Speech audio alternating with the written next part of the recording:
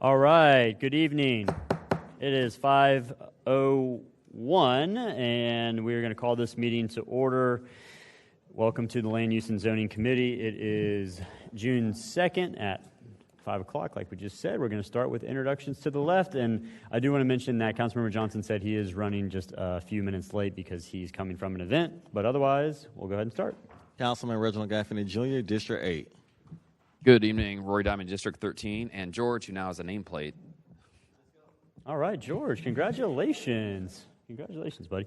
Joe Carlucci, District 5. Raul Arias, District 11. Terrence Freeman at large, Group 1. Randy White, District 12. Terrence Harvey, Office of General Counsel. Helena Parola, Planning Department. Aaron Abney, Planning Department.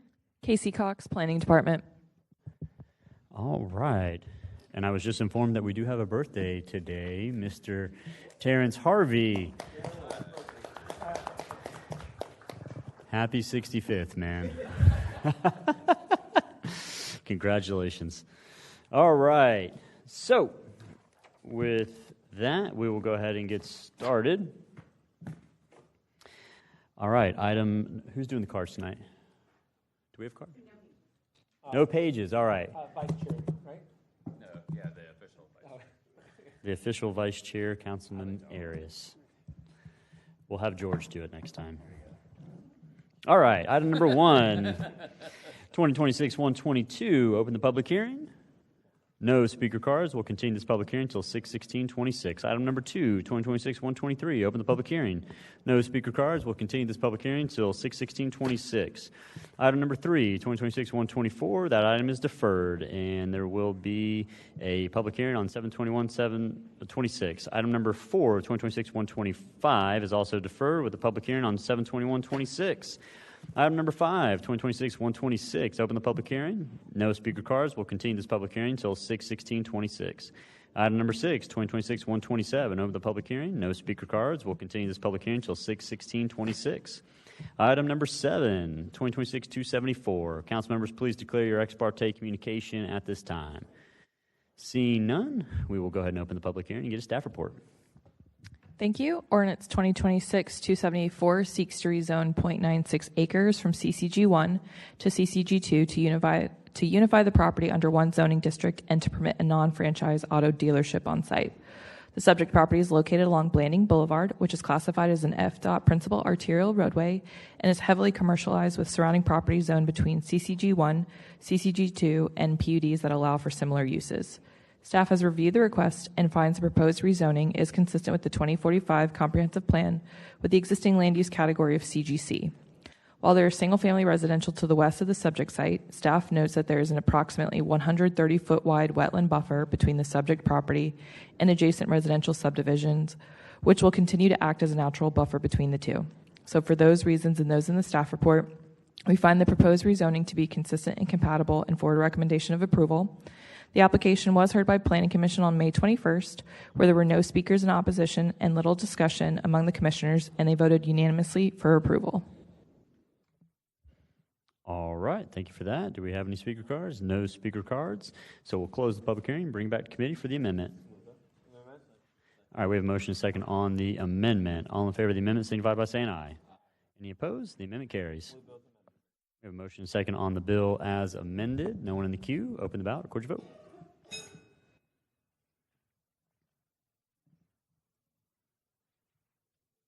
6 yeas, 0 nays. By interaction approved, 2026-274. Item number 8, 2026-289. Let's open the public hearing and get a staff report. Thank you. Ordinance 2026-289 is for the adoption round of a large-scale land use amendment, which includes the extension of the suburban area boundary over the subject site. The transmittal round of legislation for this item was heard by the City Council as Ordinance 2025-307 and was approved for transmittal. This application seeks to amend the land use from agriculture and rural residential in the rural area to low-density residential in the suburban area to allow for low-density residential housing development. Next, you'll see the companion PUD rezoning pending concurrently with the application. The site consists of 12 parcels totaling over 190 acres. It's located along Yellow Water Road, which is a collector roadway, and is situated south of Wells Road and approximately 1 mile north of Normandy Boulevard and FDOT principal arterial roadway. The site does include some wetlands, and it was heard by the Waterways Commission on June 12, 2025, with the transmittal round of the application. The area around the site consists predominantly of residential and agricultural uses, as well as parks and preserves. Though through a series of land use amendments over the last 20 years, the properties east and south of the subject site have gradually transitioned from rural and agriculture to low-density suburban area. These recent amendments and developments are described within the staff report, and also within the staff report, there is a larger area map that identifies all the different types of developments in the surrounding area, not only residential, but commercial and Cecil Commerce and the runway and different parks in the area. And that gives you a better idea of how this section of Normandy Boulevard is developing. Overall, the growth trends are trending towards a suburban pattern of development in this area, and this proposal is consistent with the growth trends in the area to help accommodate future growth and housing needs. The suburban area extension is congruent with the existing and proposed development typology of the area, and the larger area of Normandy Boulevard is trending towards suburban expansion, primarily with the residential area. For those reasons, and as outlined in the staff report, the Planning Department forwards a recommendation of approval, and the Planning Commission heard the item on May 21st, 2026, and voted unanimously to approve with little discussion, asking the applicant about public engagement efforts, and the applicant went into what they have been through with the community as far as this proposal. Thank you. All right, we have one speaker card, Cindy Trimmer.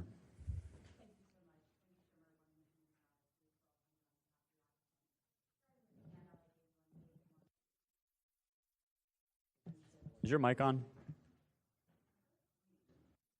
We've had trouble with it today. How about now? That's better. There you go. All right. If I could start over. Cindy Trimmer, 1 Independent Drive, Suite 1200, on behalf of the applicant. Looking at page 1, orienting from the development Ms. Perla referenced, we are approximately 5 miles from Cecil Commerce Center that you can see on that first map. Why is that important? If you move on to page 2, you can see what is planned coming into Cecil, which is industrial distribution, mixed use, aviation, aerospace. Moving on to page 3, you can see there's more than 23 million square feet of industrial, more than 9.4 million mega site, more than 1.4 million mixed use, with a projected 25,000 jobs coming to this area. If you move to page 4, knowing that we have all of these jobs coming to the area, you see the industrial sanctuary boundary. You cannot put residential in that area. It's presumed inappropriate. So there's very little area, starting with where we are, that residential development rooftops to support these jobs would be appropriate. Moving on to the next page of the map, we have worked with folks over 5 years trying to develop this corridor, and there's been 2 main hurdles. The first is that there is not utility access up Yellow Water. This developer understands that they would have to run water and sewer up Yellow Water to unlock the density. The other issue that folks have faced, if you look at the map on page 5, is that we are right up against the suburban character area. Right in that blue to the right, you can get up to 7 units an acre. But in the pink where this property is, you're limited to the 2 units an acre. So part of the request in front of you that has gone to the state, been approved and sent back, is to extend the suburban character area up to the mitigation conservation bank. If you look on page 6, everything to the west of us cannot be developed. It is preserved. So this represents a logical extension of the character area while guarding against future urban sprawl. And then if you look at the map on page 7, you can see how development is working its way down Normandy with the low-density residential that has transitioned immediately to the east side of Yellow Water. And then you see along Normandy starting to get some of that commercial development on those main nodes. We've done a lot of work in this area over time, and we consistently hear that folks want more commercial opportunities along Normandy. Getting more rooftops out here will support those efforts as well.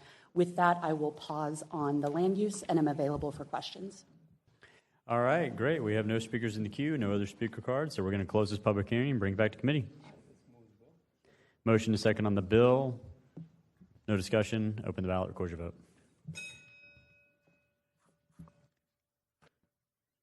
6 yeas, 0 nays. By your action, you've approved 2026-289.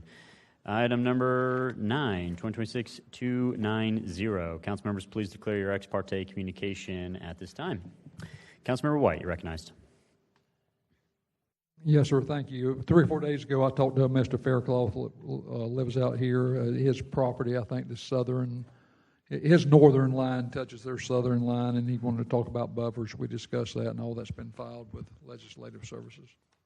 Councilmember Ayers, you're recognized. Thank you, Chair. On 6/1 at 3:33 p.m., I had a phone call with Ms. Trimmer discussing the density change in the format to the PUD, and it's currently being filed. Thank you. Councilmember Gaffney, you're recognized. Thank you. Through the chair, I also met with Ms. Cindy Trimmer, 6/1 as well. She reached out to me to see if I had any questions about this legislation. I'll make sure everything gets filed. All right, and I will declare ex parte communication at this time. I met with Cindy Trimmer in my office, and we discussed the legislation. This paperwork is going to be filed with Legislative Services. And that is all we have. So we're going to go ahead and open the public hearing and get a staff report.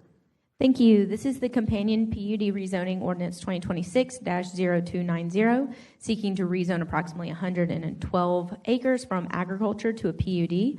The rezoning is being requested to permit single-family developments on a large assembly of parcels located along Yellow Water Road. The proposed subdivision is a mix of 40 and 50-foot wide lots with a maximum overall development of 550 units. This is an overall density of 5 units per acre. The PUD differs from the conventional code by, again, limiting the overall amount of single-family developments allowed within the PUD to the 5 units per acre. It also provides increases in setbacks and required enhanced landscaping buffers. And then it further allows for the continuation of existing livestock, agriculture, or silviculture uses on the properties until they are developed pursuant to this PUD. Staff has reviewed the request and finds that it is consistent with the comprehensive plan, with the approved land use category of LDR, and with the suburban development area expansion, which again would limit development to 7 units per acre, but this PUD limits it to 5. We find it furthers the goals and objectives of the comp plan by providing opportunities for development of a wide variety of housing types by area, consistent with the housing needs for the general area. We find it also meets the internal and external compatibility factors. Development will provide landscaping buffers along all boundaries of the project, ranging from 10 feet to 25 feet, even though under the code, no buffer requirements are required between 2 single-family developments. So this is an increase from what the code would require today between these 2 types of developments. The property is located along Yellow Water Road, which is classified as a collector roadway and is currently operating at 6% capacity. Development surrounding the project includes the Bridle Creek PUD, which permits up to 1,132 single-family dwellings, townhomes, and then commercial retail developments. The single-family lots also range in a multitude of sizes, with the smallest being 40 feet in width. So the proposed 40 and 50-foot wide lots would be compatible with surrounding developments. So because of these reasons and because of the nearby developments and trends of developments along Normandy Boulevard, we forward a recommendation of approval with one condition in your agenda. Application was heard by Planning Commission on May 21st. There were no speakers in opposition. Little discussion amongst the commissioners, and they ultimately voted approval with that same one condition in your agenda.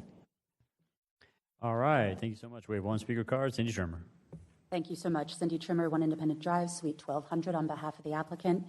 Picking up on page 8 of the handout, you can see the pattern of development that Aaron referenced when you come just outside of that industrial sanctuary that we looked at on the map previously. You see you have multifamily, townhome, and then when you transition into that Bridle Creek PUD, which takes up the majority of the eastern side of Yellow Water Road, that has a mix of commercial, townhome, 40, 50, 60-foot lots, and then we transition onto the west side where we're proposing the mix of lots that you have in this PUD. I've included the Bridle Creek site plan on the next page so you can see kind of what's there and how this fits in with it. And then in the last page, we have the site plan for what is proposed here. We have worked closely with residents, with the councilman. This layout was done so that You have side yards along Yellow Water, no lots that have direct access onto Yellow Water, and then we're also orienting all of our open space along Yellow Water, trying to preserve as much of that wooded experience coming along that corridor, recognizing this is an area that is transitioning. There are still some of those rural and agricultural uses, so this will help preserve that experience until the rest of these properties come online. I passed out 2 conditions. We did still have some neighbors that had concerns. You heard a reference to Mr. Faircloth. The first condition will address his property line. Residential to residential would not require any buffer. We are agreeing to maintain a minimum 25-foot buffer in a natural vegetated state that has a very heavily wooded property line. And we have further agreed that if there were to be a fence erected along that property line, it would be along the development side so that what is along Mr. Faircloth's property maintains that wooded status. And then we had another owner that is part of the PUD that just had some concerns about how the phasing might take place and asked that if phasing goes with the property north of his before his is developed, that a fence be put along his property line until that property were developed. So that is the second condition. With that, we are available for questions. All right. Thank you so much. We have no other speaker cards, so we'll close the public hearing and bring it back to committee. All right, let's move the amendment with the new proposed conditions. All right. All right, we have a motion and a second on the amendment with the new proposed conditions.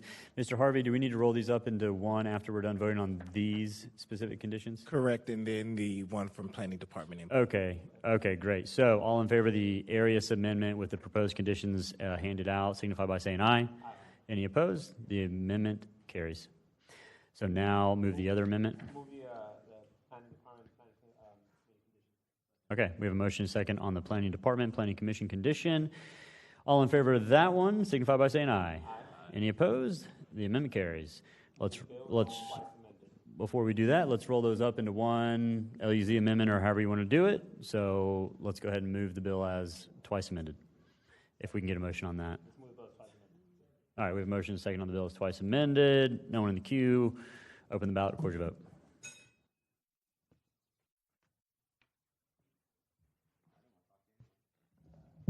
Six yeas, 0 nays. By your action, you approve 2026-290.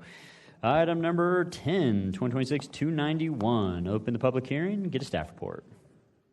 Thank you. Ordinance 2026-291 is a request for a small-scale land use change of 2.67 acres from light industrial to community general commercial. This is in the urban priority area, and this is to allow a phased mixed-use development that includes both commercial and residential uses. A rezoning application will come next for a PUD for this site.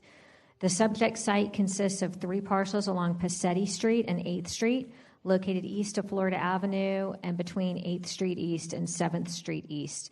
There's a railway between the south side of the site and 7th Street East. The site's located within an urbanized part of the city. Full urban services are available, including public transportation. It's contiguous with the CGC land use category to the north and east, and that is what they're proposing for the site. And this provides that natural extension. The change to CGC is also consistent with the commercial development patterns in the area. And it's located on a preferred roadway for this type of commercial, which is for collectors, and higher 8th Street is a minor arterial roadway, and Florida Avenue is a collector. Reuse of the site would allow for infill development and redevelopment on this vacant, underutilized land within the area that already has all the infrastructure, utilities, and public facilities. For those reasons, and as outlined in the staff report, Planning Department forwards a recommendation of approval. At the Planning Commission on May 21st, 2026, they voted unanimously for approval with no discussion. All right. Thank you so much. We have one speaker card. Cindy Trimmer. Thank you. Cindy Trimmer, 1 Independent Drive, Suite 1200, on behalf of the applicant. This project has been a labor of love from Lucius and Jacqueline Lattimore for years, working on creating this assemblage.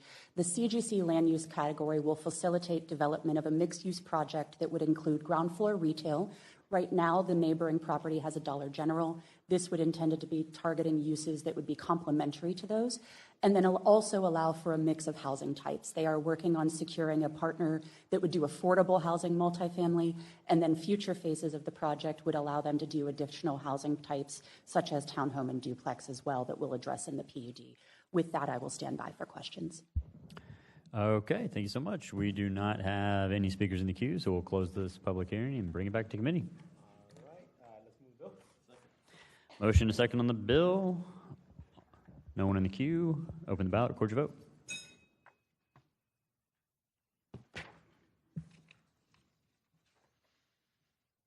Six yeas, 0 nays. By your action, you've approved 2026-291. And I apologize. Welcome, Councilwoman Clark Murray. A little late, but better late than never, right? All right. We have item number 11, 2026-292. Council members, please declare your ex parte communication at this time.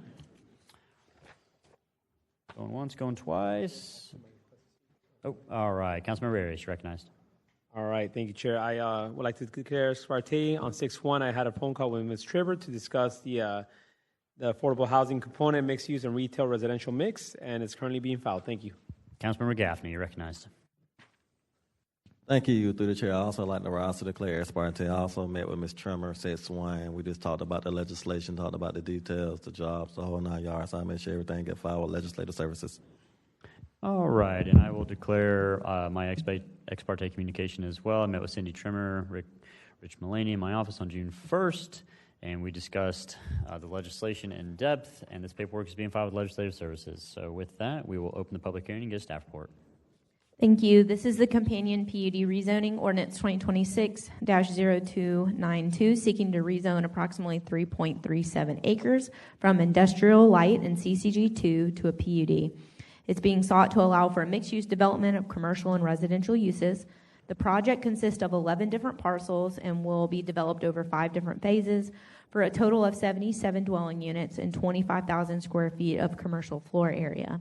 The applicant seeks to develop a mixed-use infill project consisting of multifamily dwellings in the form of apartments, a triplex, and a quadruplex, along with a variety of commercial uses primarily found within the CCG1 zoning district. Staff has reviewed the request and finds that it's consistent with the comp plan, with the land use of CGC, and furthers the goals and objectives and meets the internal and external compatibility factors.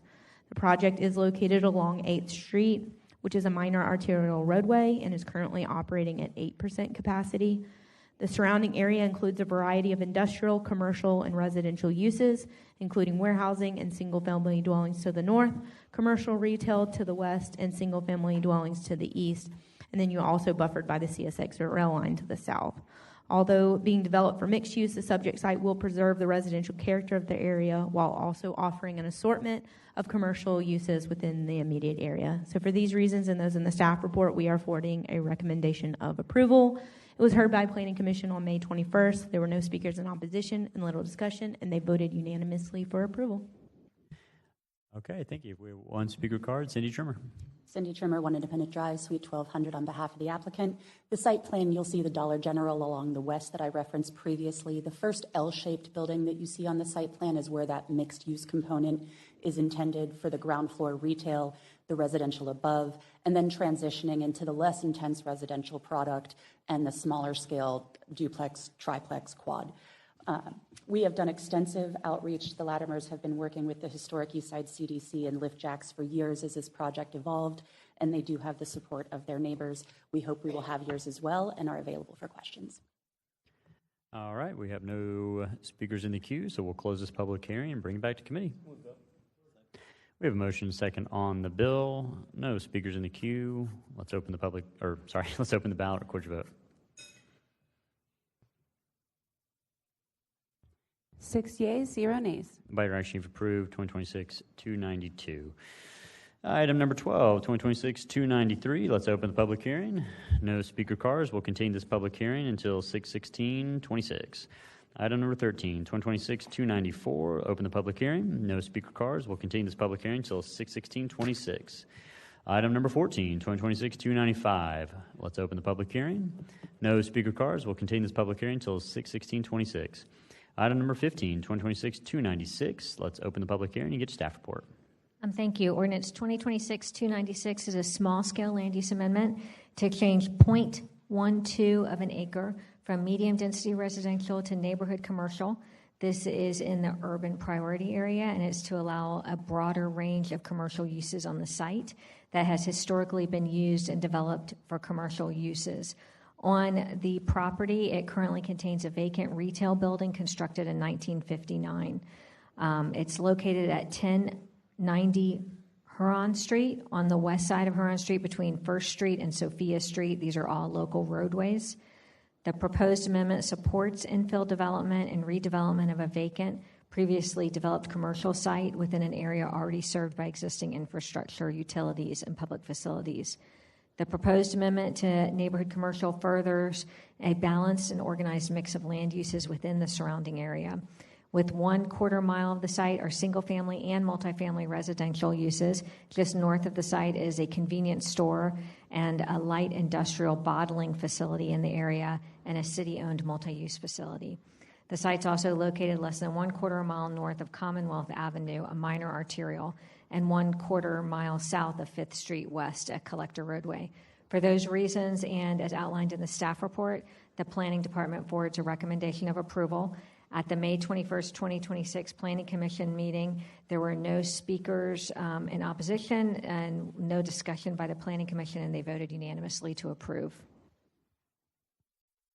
All right, we have one speaker card, Travis Moss, in support. Questions only. All right, with that, we have no one in the queue, so let's close the public hearing and bring it back to committee. All right, we have a motion and a second on the bill. No one in the queue. Open the ballot, record your vote. 6 yeas, 0 nays. By your action, you've approved 2026-296. Item number 16, 2026-297. Council members, please declare any ex parte communication you have at this time. Seeing none, let's open the public hearing and get a staff report. This is the companion rezoning 2026-297, which seeks to change the zoning from residential medium density deed to commercial neighborhood. The 0.12 acre parcel was developed in 1959 with a commercial structure, but has been vacant since around 2009. Prior to the initial adoption of the comprehensive plan, the property was zoned as commercial neighborhood, but was designated as RMDD when it was adopted. The applicant seeks to go back to the original zoning so that the site can be used as originally built. Staff finds the proposed use to be consistent with the proposed neighborhood commercial land use category of the 2045 comprehensive plan. So for these reasons and those found in the staff report, we forward recommendation of approval. This item was heard at the May 21st Planning Commission meeting. There were no speakers in opposition, little discussion, and the commission voted unanimously for approval. All right, we have one speaker card, Travis Moss, here for questions only, which we have no one in the queue, so we'll close the public hearing and bring it back to committee. Motion and a second on the bill, no discussion. Open the ballot, record your vote.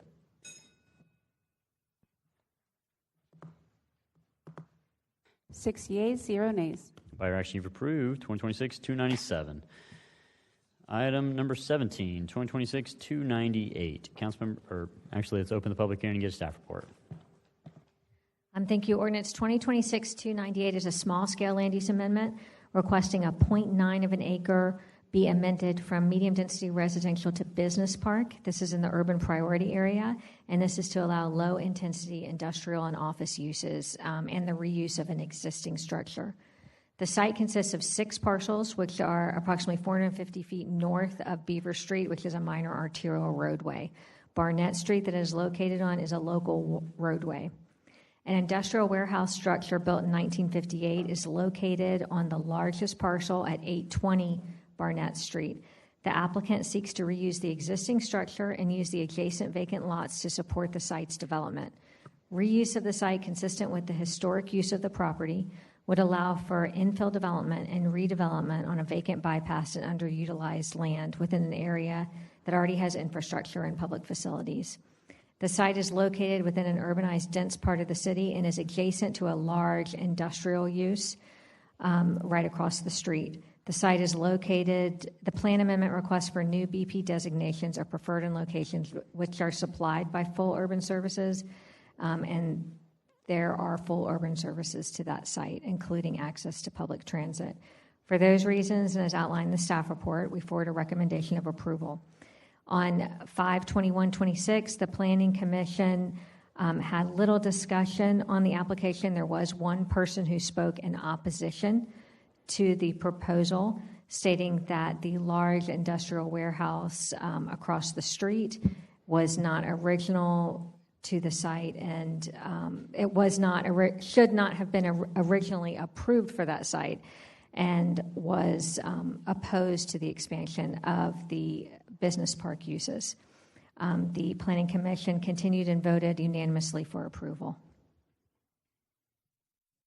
All right, we have one speaker card, Richie Mullaney.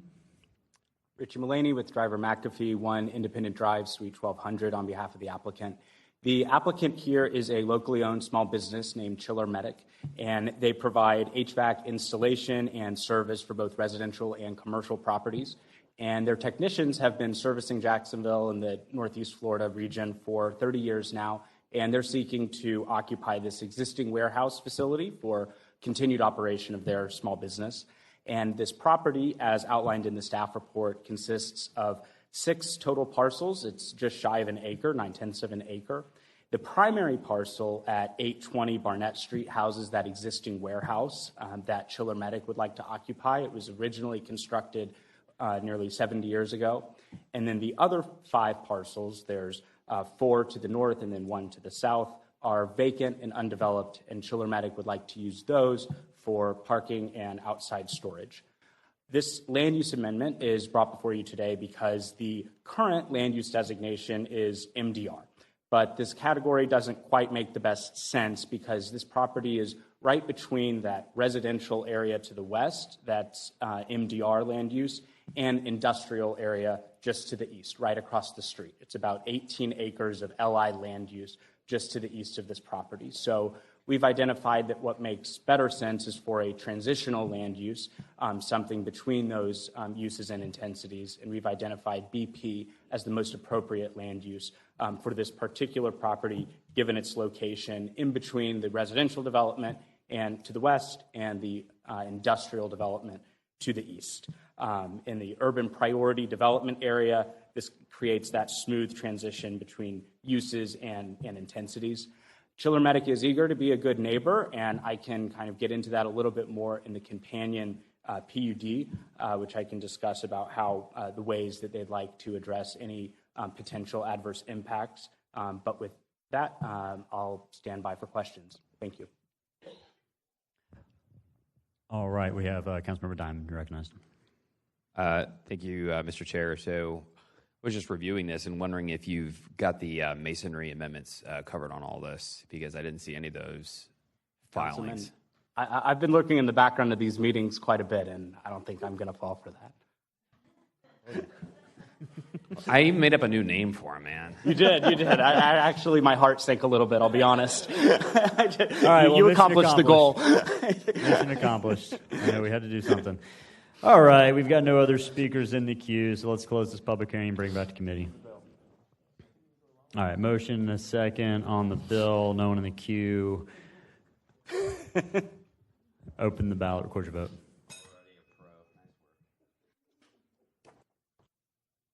Six yeas, 0 nays.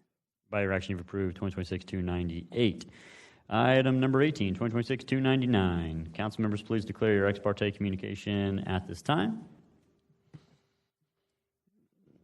All right, I have ex parte communication. I met with Cindy Trimmer and Richie Mullaney in my office on June 1st, and we discussed the legislation and the zonings.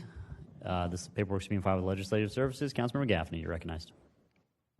Thank you. Through the chair, I also rise to declare ex parte. I also met with Richie and Cindy Trimmer in my office to discuss this piece of Legislative Services. I made sure to discuss this legislation. I made sure everything get filed with Legislative Services. All right, we have no other speakers in the queue. Let's open the public hearing and get a staff report. Thank you. This is the companion PUD rezoning ordinance 2026-0299, seeking to rezone approximately 0.9 acres from RMDA to PUD. The central parcel was originally developed in 1958 with a 13,700 square foot warehouse, with the 4 parcels to the north and the 1 to the south being requested to use for parking and outside storage. The rezoning is being requested so that the applicant can move his residential and commercial heating and air conditioning business into the building. Applicant also plans to utilize the remaining parcels for, again, outside storage and parking with appropriate fencing and landscaping. Staff has reviewed the request and finds that it is consistent with the comp plan with the approved land use category of BP, and furthers the goals and objectives by creating a gradual transition of densities and intensities between land uses. We find it also meets the internal and external compatibility factors. While the properties that are adjacent are existing residential, there are landscaping and visual screening requirements that are within the PUD's written description in order to lessen the impact to surrounding properties. Perimeter landscaping around the outside storage area shall be required to meet the Part 12 zoning code, and then also shall be screened with fencing that will be at least 6 feet tall and 95% opaque. Subject property is located on the west side of Barnett Street between residential zoning to the west and industrial zoning to the east.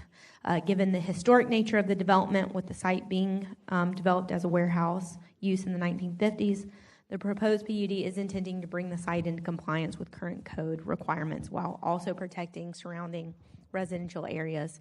So the proposed PUD and its limitations is appropriate between the transition between industrial and residential.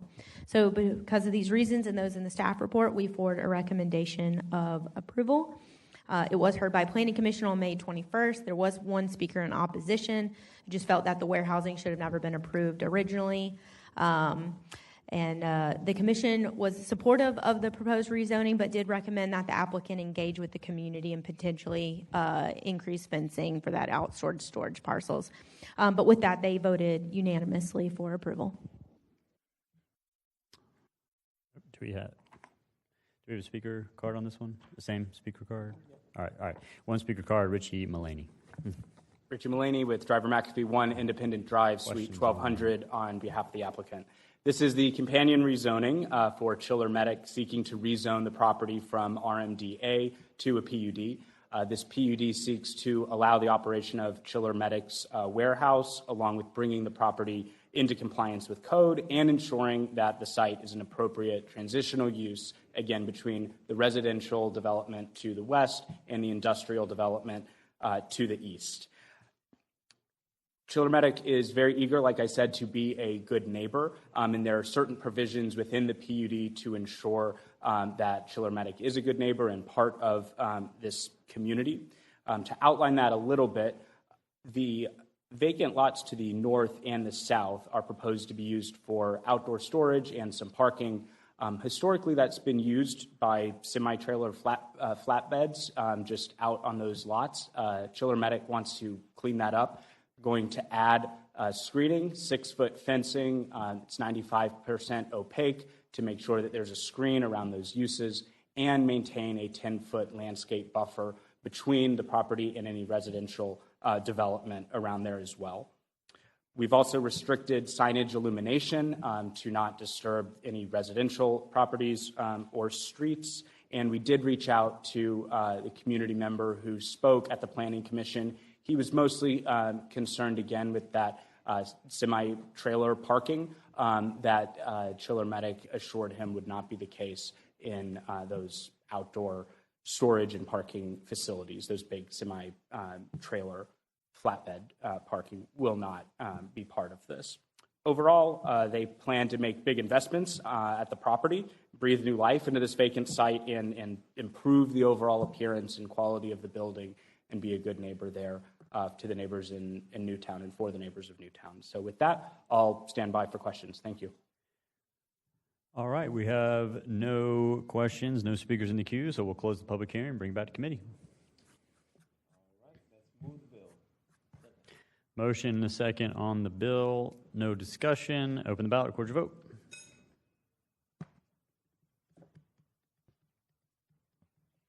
Six yeas, 0 nays. By your action, you've approved 2026-299. Item number 19, 2026-300. Council members, please declare your ex parte communication at this time. Seeing none, let's open the public hearing and get a staff report. Thank you. This is PUD rezoning ordinance 2026-300, seeking to rezone approximately 0.32 acres from commercial office to a PUD to allow for a food truck park to operate full-time on the site. The applicant proposes to develop the site with a parking facilities, a dumpster, and outside storage seating to serve the food trucks.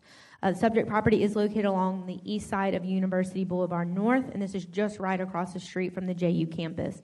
The property is also located within the Arlington CRA and overlay and was heard by the Renew Arlington CRA board on February 17th, where they voted to approve the request with one condition, that the site plan and the PUD is consistent with the Renew Arlington zoning overlay requirements. Staff has reviewed the request and finds that it's consistent with the comp plan. It has existing land use designation of CGC, and we find it furthers the goals and objectives and meets internal and external criteria. Surrounding developments include an apartment complex to the north, single-family dwelling to the east, and single-family to the south, which the parcel that's on the south side is owned by the applicant and the same owner as the property that's under this PUD. The PUD does request the waiver of Part 12 landscaping requirements, but the CRA overlay requires that commercial properties abutting residential parcels have to provide a 6-foot fence, 85% opaque. And then again, this is between commercial and residential properties. Additionally, the minimum vehicle use landscape buffer shall be 5 feet within the overlay. The proposed site plan does not show the fence, but doesn't specify the buffer area. But to make sure that the site plan and landscaping meet the requirements of the overlay, the department is forwarding a recommendation of approval with one condition to address those concerns. Application was heard by the Planning Commission on May 21st, where there were several speakers from the surrounding community who spoke in support of the rezoning request, and the business owner themselves citing that the business has provided a positive impact to the community. There was little discussion amongst the commissioners. They expressed no concerns regarding the rezoning, and they voted unanimously for approval with that same one condition in your agenda. Thank you. All right, we have 2 speaker cards. Javette Williams is in support for questions only, and then Melvin Williams is in support. If you'd like to come down and speak, you can, or wave your hand for questions only. All right, that was a questions only for Melvin Williams. So with that, we have no speakers in the queue. Let's go ahead and bring it back to, or close the public hearing and bring it back to committee. Motion is second on the bill, and we also want to welcome Councilmember Johnson. Thank you for joining us tonight, sir. Anybody else? What, you have an amendment? Oh, you want to move the amendment? Okay, we have a motion and a second on the amendment with conditions. Can someone please explain the amendment?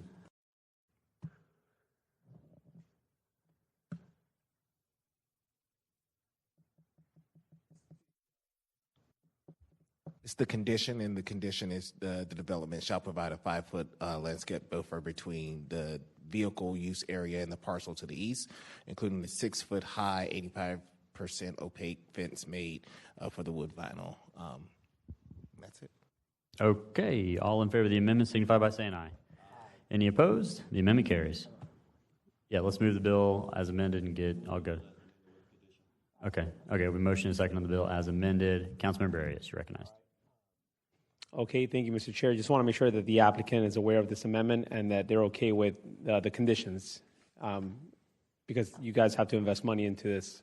Are you guys good with this? You want to come up? Do they need to be on the record? If you don't mind coming up and just state it for the record, please. Just want to make sure we're good on that part. And then the other part for me is definitely anything to support a small business, especially in the hospitality industry. So I look forward to visiting you guys soon. I see that you guys are open Thursday through Sunday, correct? Greetings. Yes, we're open Thursday through Sunday. Okay. And we don't have a problem with the amendments that was stated today. Okay. Mr. Harvey, by when do they have to have this completed by, just for their knowledge? You're asking when will they have to have the the fencing and the buffer and all that. That'll all go through when they go through for permitting and development services. So all of that will it will be a requirement of the PUD that they'll have to satisfy. Good. Okay, cool. All right, Mr. Chair, that's all I have. I just wanted to make sure that they understood all that. Okay, and I didn't hear, can we get your name and address and then that you're good with the conditions? Melvin Williams. Excuse me, I've been sick all week. I'm sorry, yeah. Melvin Williams, 3271 Rickett Court, Jacksonville, Florida. Right. And we're also still a part of the program, the grant program. So they sent me some information to weigh all the gates and fencing going to be done along with that program as well. Okay. All right. Well, thank you, sir. Okay. Get better. Thank you. All right. And I think did we already move the amendment and vote on it? Okay. Did we already get it? All right. So let's open the ballot, record your vote.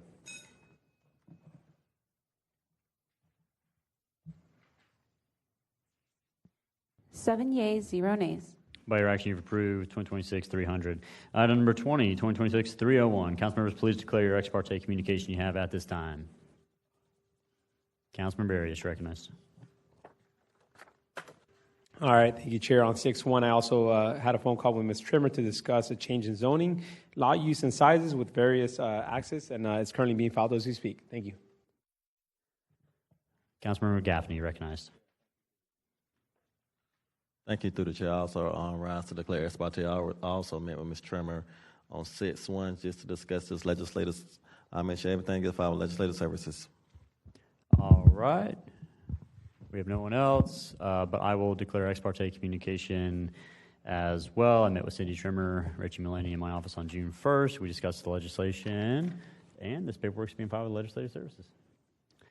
So with that, we will go ahead and open the public hearing and get a staff report. Thank you. This is PUD rezoning ordinance 2026-0301, seeking to rezone approximately 3.14 acres from RLD 90 to a PUD in order to permit a single-family subdivision with 80-foot wide minimum lot width, a shared access drive, and shared waterfront amenity area.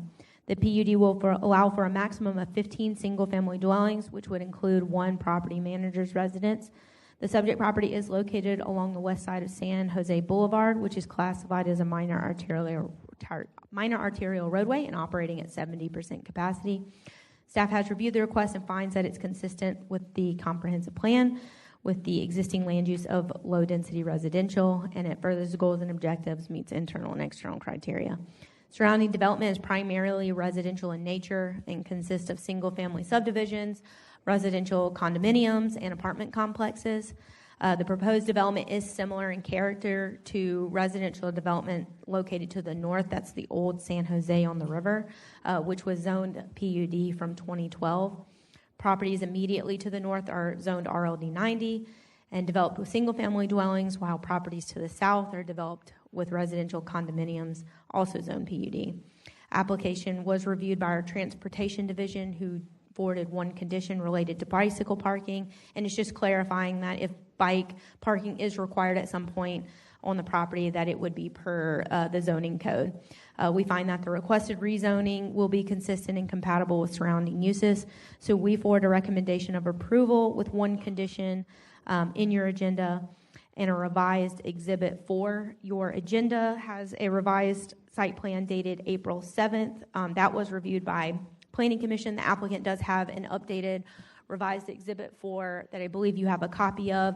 That is dated June 1st. So we are forwarding a recommendation of approval with the 1 condition and the site plan in front of you dated June 1st. Application was heard by Planning Commission on May 21st. There were no speakers in opposition and little discussion, and they voted unanimously for approval with that same 1 condition. Thank you. All right, we have 1 speaker card, Cindy Trimmer. Cindy Trimmer, 1 Independent Drive, Suite 1200 on behalf of the applicant. We are going to the opposite end of the spectrum from the residential that we heard earlier. This is a custom home community off of San Jose. They are larger single-family homes that are meant to serve as an alternative to folks that don't really want to live in a condo or a townhome, but want the opportunity to be able to lock the door and walk away, not have huge yard or exterior maintenance. You'll see on the site plan that the lots themselves, the buildings have a larger footprint. The common area is where we have maintained that amenity space on the water rather than having the larger individual yards. We have worked with the single-family residential to the north and also the condominiums to the south. You'll note in the PUD that all of the uses that would otherwise be available in low-density residential have been stripped out, so this is really a single-use PUD that also, I believe, allows for park development. And then the June 1st site plan came from a gentleman that appeared at Planning Commission, and originally we had the dumpster and parking on the northern side of that entrance area. They asked if we would be willing to flip that, so then rather being close to a house, it would be against the retention pond to the south, and the developers were happy to do that and thought that that was a great suggestion. So with the addition of the June 1st, 2026 site plan, we ask for your approval and are available for questions. All right, we have no speakers in the queue, so we'll bring it back to committee and look for a motion on the amendment. All right, we have a motion and a second on the amendment. All in favor of the amendment signify by saying aye. Any opposed? The amendment carries. All right, we have a motion and a second on the bill with the conditions. Yep. No one in the queue. Open the ballot. Record your vote.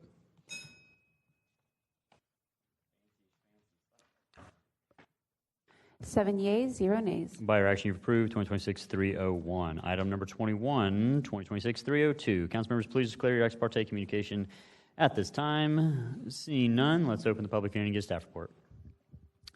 2026-302 seeks to rezone approximately 0.37 acres of land from RLD 60 to CN.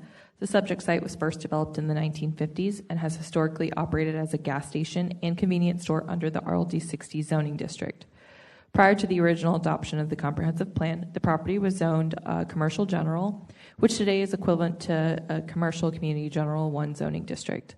The applicant is seeking this rezoning to redevelop the property for a convenience store similar to the original use of the site.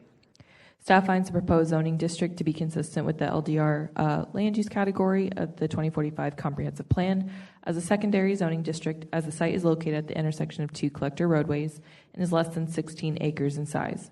So for those reasons and those found in the staff report, we are forwarding a recommendation of approval. This item was heard at the May 21st Planning Commission meeting. There was no speakers in opposition, and the commission voted unanimously for approval. All right. We have we have 1 speaker card, Travis Moss, in support, questions only. No other speakers, no other speaker cards. We have 1 speaker in the queue, Councilmember Johnson. You want to go? Oh, okay. You want Mr. Moss? Okay, Mr. Moss, if you're here, can you go ahead and come down to the podium, please?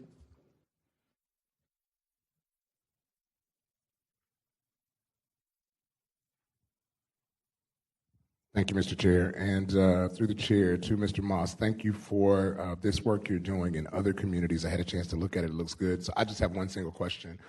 Pretty simple, Mr. Chair. What'd you do for your birthday? Happy birthday, sir. I appreciate it. I didn't do much this year. That's all. Gotcha. Spent all my money on these applications. Happy birthday, Travis. Thank you, man. Thank you, Mr. Chair. Good. All right. Okay, so we have no one else in the queue, no other speaker cards, so we'll close this public hearing and bring it back to committee. All right, we have a motion and second on the bill. Open the ballot, record your vote.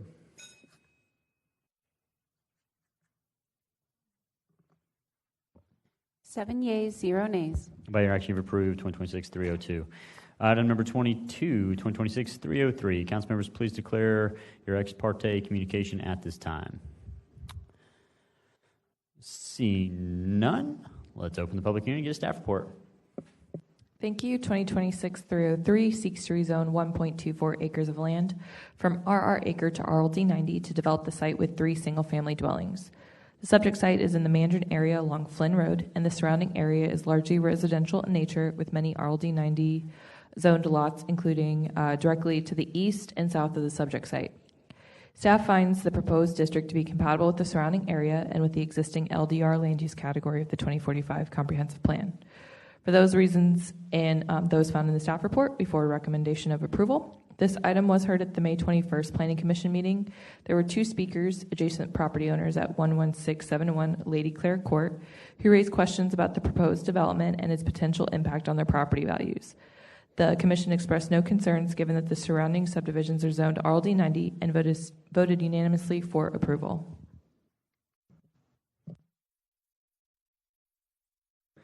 All right, we have no speaker cards. Let's close this public hearing and bring it back to committee. Actually, sir, I do have one speaker card. All right, we have one speaker card. All right, good. Miss Emily Pierce, in support, questions only. Tell Mr. Duggan he's lucky he didn't. Just kidding. We all know he's in Tallahassee doing the good work right now. So, no other speaker cards, no one in the queue. Let's close the public hearing and bring it back to committee. Motion is second on the bill. No one in the queue. Open the ballot. Record your vote. 7 yeas, 0 nays. By your action, you've approved 2026-303. Item number 23, 2026-304. Let's open the public hearing. No speaker cards. We'll continue this public hearing until 6/16/26. Item number 24, 2026-305. Council members, please declare any ex parte communication you have at this time.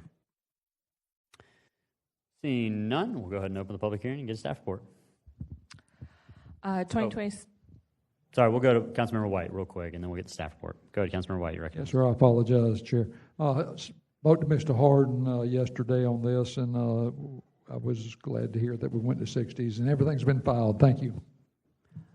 All right, no other speakers. Let's go ahead and get the staff report. 2026-305 seeks to rezone approximately 9.63 acres from residential rural acre and residential low density 120 to RLD 60 to permit a single family development. Staff has reviewed the request and finds proposed rezoning to be consistent with the comprehensive plan with the existing land use of LDR and furthers the goals and objectives of the comprehensive plan. The subject site is located along the west side of Bulls Bay Highway and just north of Commonwealth Avenue.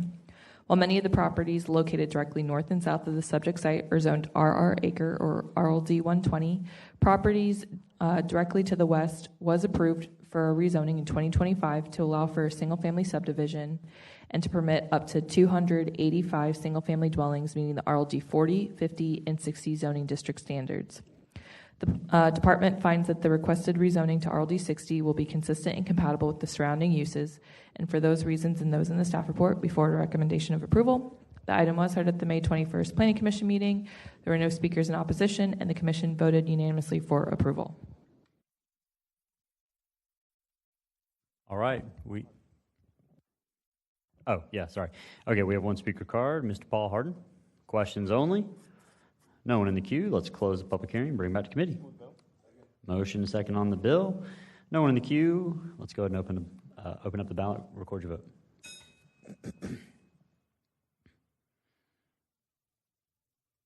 7 yeas, 0 nays. By your action, you've approved 2026-305. Item number 25, 2026-306. Council members, please declare any ex parte communication you have at this time. Seeing none, let's open the public hearing and get a staff report. 2026-306 seeks to rezone approximately 0.18 acres from CN to CCG1. The subject property is located along the west side of St. John's Bluff and is currently developed with a 2,300 square foot building, and the applicant is intending to rezone to permit a kitchen and bath renovation company and utilize the existing building as an office and design studio, along with assembly, building, and storage of cabinetry. The CCG1 zoning district permits building trades contractors that do not require outside storage. Staff has reviewed the request and finds the proposed rezoning to be consistent with the comprehensive plan with the existing land use of CGC. St. John's Bluff Road is classified as a collector roadway, and development with frontage along this roadway are primarily zoned Industrial Business Park, CRO, CN, and CCG1. The CCG1 district will still act as a transition between the industrial uses to the east and residential uses to the west. We find that the requested rezoning will be consistent and compatible with the surrounding uses and forward a recommendation of approval. The item was heard at the May 21st Planning Commission, and the Commission voted unanimously for approval. All right, we have a few speaker cards. First, Mr. Ian Brown, the applicant. Come on down. Ian Brown, 245 Riverside Ave, on behalf of the applicant. We're here today with the CN application to CCG1 to allow Bold City Kitchen and Bath to operate their kitchen and bath remodeling company. We had a staff approval as well as Planning Commission unanimous approval. This is a neglected building on a busy corner. The neighborhood seems to be happy to see new life come into this corner.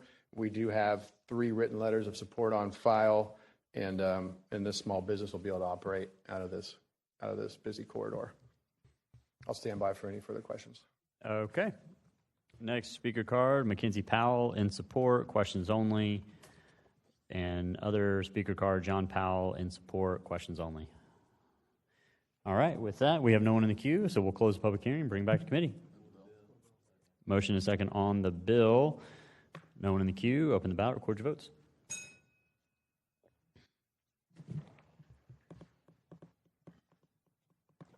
Seven yeas, 0 nays. By your action, you've approved 2026-306. Thank you. Item number 26, 2026-309 is deferred, and there will be a public hearing next cycle on 6/16/26. Item number 27, 2026-310. Council members, please declare your ex parte communication at this time. Councilmember White, you're recognized.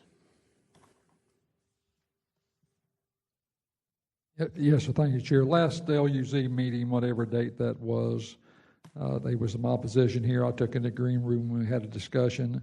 And then after that, I took the applicants in the green room and had a discussion, and all that's been filed. Thank you. All right, we have no one else in the queue, so let's open the public hearing and get a staff report. Thank you. This is application for waiver of road frontage, ordinance 2026-0310, seeking to reduce the required road frontage from 80 feet to 0 feet in order to develop the property with one single-family dwelling. The subject property is 1 acre parcel located on the west side of Jones Road, it's located on the north side of Boots Lane, which is just west of Jones Road, and has 130 feet of frontage along Boots Lane. However, Boots Lane is classified as an unapproved private road, which does connect to Jones Road, and that's classified as a public maintained right-of-way. The code requires parcels to have frontage for a residential use to be at minimum of 80% of the minimum lot width along either in a public maintained right-of-way or an approved private street. Boots Lane is considered an unapproved private right-of-way as it never received final approval to be added to the city's approved private roads list, and therefore must seek approval for the waiver. The property was originally subdivided from a larger parcel in 2006 and has remained vacant since that time. Without the approval of the waiver of road frontage, the parcel will continue to remain vacant. Boots Lane provides access to several lots, many of which are classified as lots of record. However, property located at 9186 Boots Lane did receive approval for a road frontage reduction similar to this one, so 80 feet to 0 in 1995 in order to build the one single family home that is on that property today. Staff has reviewed the request and finds that it meets the criteria in order to recommend approval. Boots Lane was originally platted as a 15-foot right-of-way in the Jacksonville Heights plat, which has been combined with a 15-foot easement running along the south side of the original right-of-way. So combined, Boots Lane is a 30-foot wide right-of-way, providing access for a number of lots. This parcel has access to the original 15-foot wide right-of-way, while dwellings along the south side have access to that 15-foot easement. Access along Boots Lane is adequate for emergency services and will not be detrimental to the public health, safety, and welfare. So for these reasons and those in the staff report, we are forwarding a recommendation of approval. All right, we have one speaker card, and I can't necessarily read the first name, but it is a Miss or Mr. What's that? Genora Jano. Okay, do you wish to speak? Oh, okay. Okay, questions only?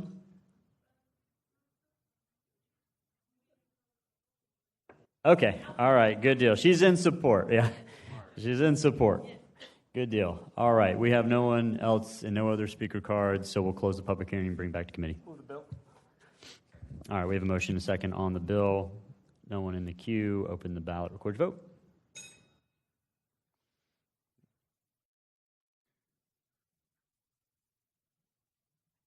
Seven yeas, 0 nays. By your action, you've approved 2026-310. Item number 28, 2026-311.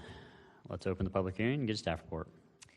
Thank you. Ordinance 2026-311 is for text amendments to the future land use element and definition section of the 2045 comprehensive plan. It also includes a new map to be adopted within the future land use map series.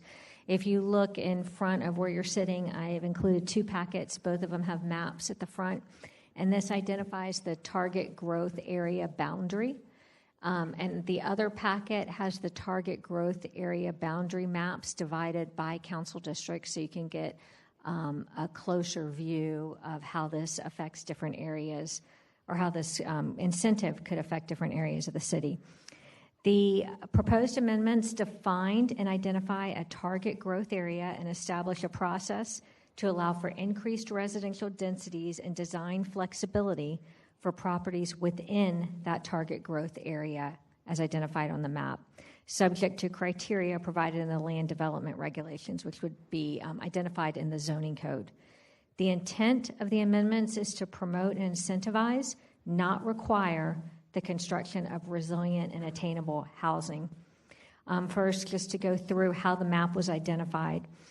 The target growth area map is designated as those areas within the urban priority and urban development areas that are already within the comprehensive plan as areas that we want to see revitalized and infilled, that have been determined to be of lower flood risk areas by the city's Office of Resilience.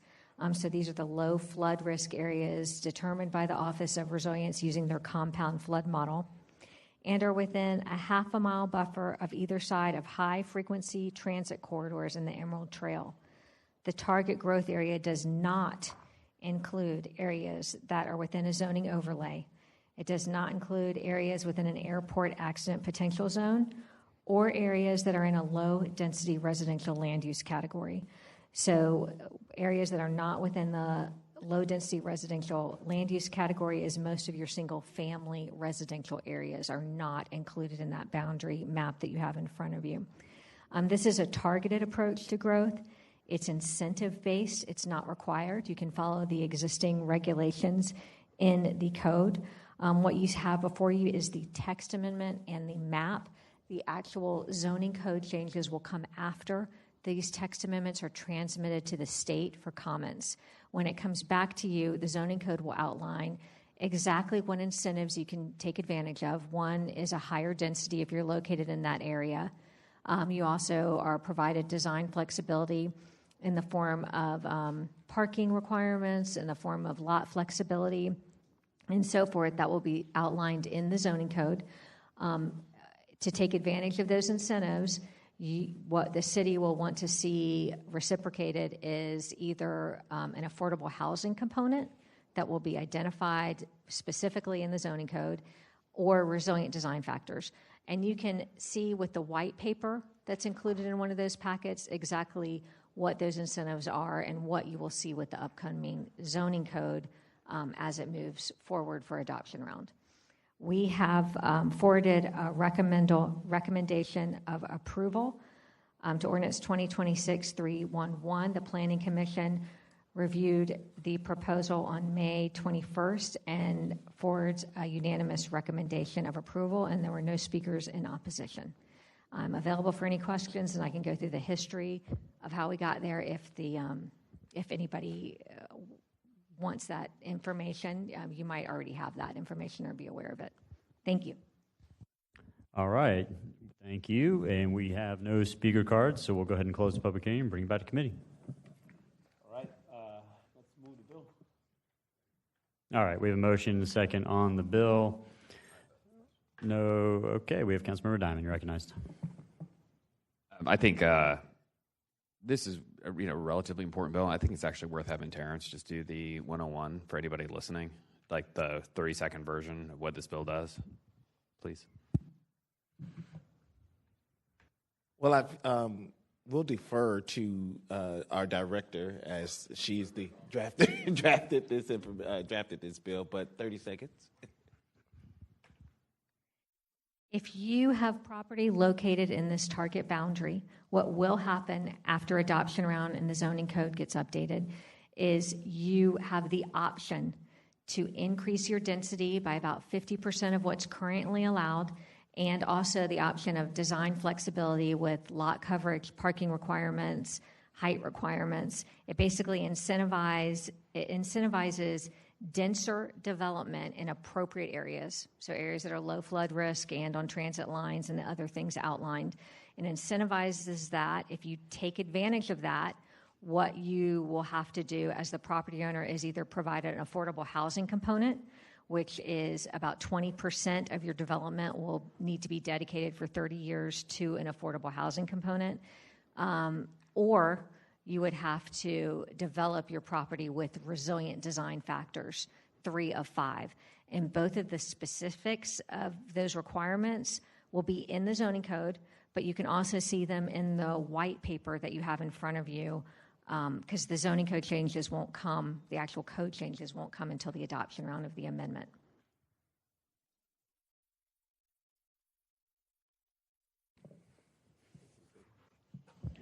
All right, we're hearing some rumblings up here of wanting some additional discussion. We have one speaker in the queue, Councilwoman Clark Murray. You're recognized. Thank you, Chair. Through the chair to Ms. Parola, what are the parameters for identifying an area of target growth? In other words, what are the characteristics? How do we say that, for example, one particular block is a target growth area? What are the characteristics? Yes, through the chair to Councilwoman Clark Murray, the target growth area is identified first as those areas that are low risk to flooding. So basically, we looked at all of Duval County, and through the Resilient Office, they have a compound flood model which looks at all different types of flooding. It's very detailed. We took the inverse of the areas that flood. So all the low flood risk areas, which is more appropriate for development and building. So we start with low flood risk. Then we look at the urban and urban priority boundaries of the comprehensive plan, which are already established. And those areas are identified in the comprehensive plan as areas that we want to see revitalization. We want denser and more intense development, and we want infill. So low flood risk, on top of that, anything that's only in the urban or urban priority area. On top of that, the high transit routes. So then it cuts it even further to just the high transit route routes, a half a mile from there. We worked with JTA on those areas, and also the Emerald Trail. So it would have to be all 3 of those sections intersecting. And then we looked at it further and removed certain areas. We removed anything that's in a zoning overlay, because the zoning overlays have already been reviewed. They've already reviewed on how they want to grow, and there's different requirements in each of those zoning overlays. We also removed the low-density residential, which is most of your single-family residential. Thank you. I want to interrupt for just one moment. Go back to the zoning overlays. So you're saying that, through the chair, you're saying that if a particular area is in a zoning overlay, then it cannot be a target growth area. If it's in a zoning overlay, it is not in this proposal for the target growth area. Right, correct. It is not within the boundaries that you see for the target growth. Okay, go ahead. Through the chair with your list. Are you done with your characteristics of the variables? Basically, it's also accident potential zones for airports are not included in the zoning overlay. So those, not zoning overlay, target growth area. So those areas are removed. All right. Okay, thank you. Thank you, Chair.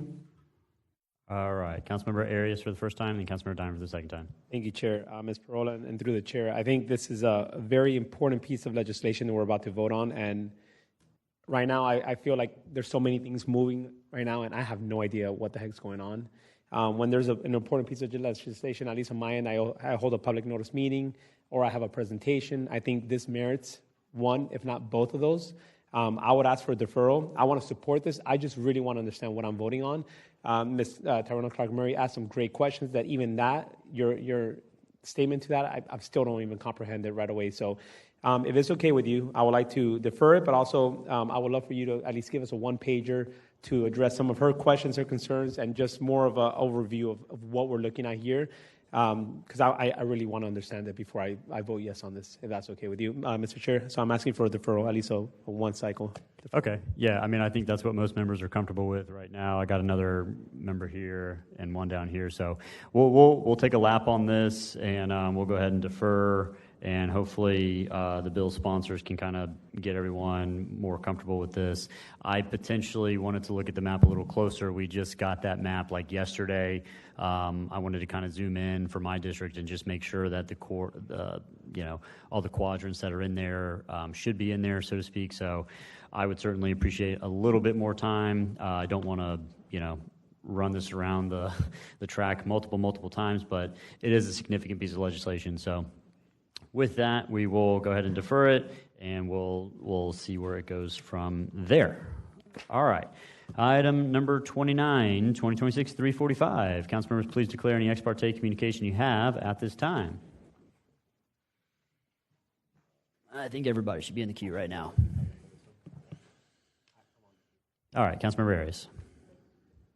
What's up? On the previous one, you deferred it, but we just need to make sure that we continue that public hearing to the next meeting. All right, we'll go ahead and open that public hearing and continue the public hearing until 6/16/26. All right, thank you, Chair. So yeah, we're on 29, 2026-345 with ex parte. This is the appeal for the restaurant with outside sales, the administrative deviation, and the reduced number of parking spaces, so on and so forth. So, Councilmember Arias, recognized for ex parte. Thank you, sir.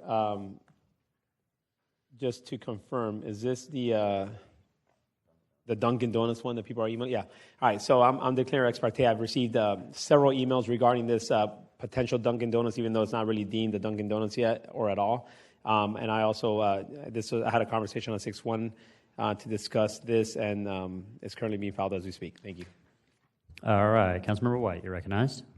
Yes, sir. My emails has been filed, and I had a conversation with the applicant, and all that's been filed. Thank you. All right, Councilmember Freeman, you're recognized.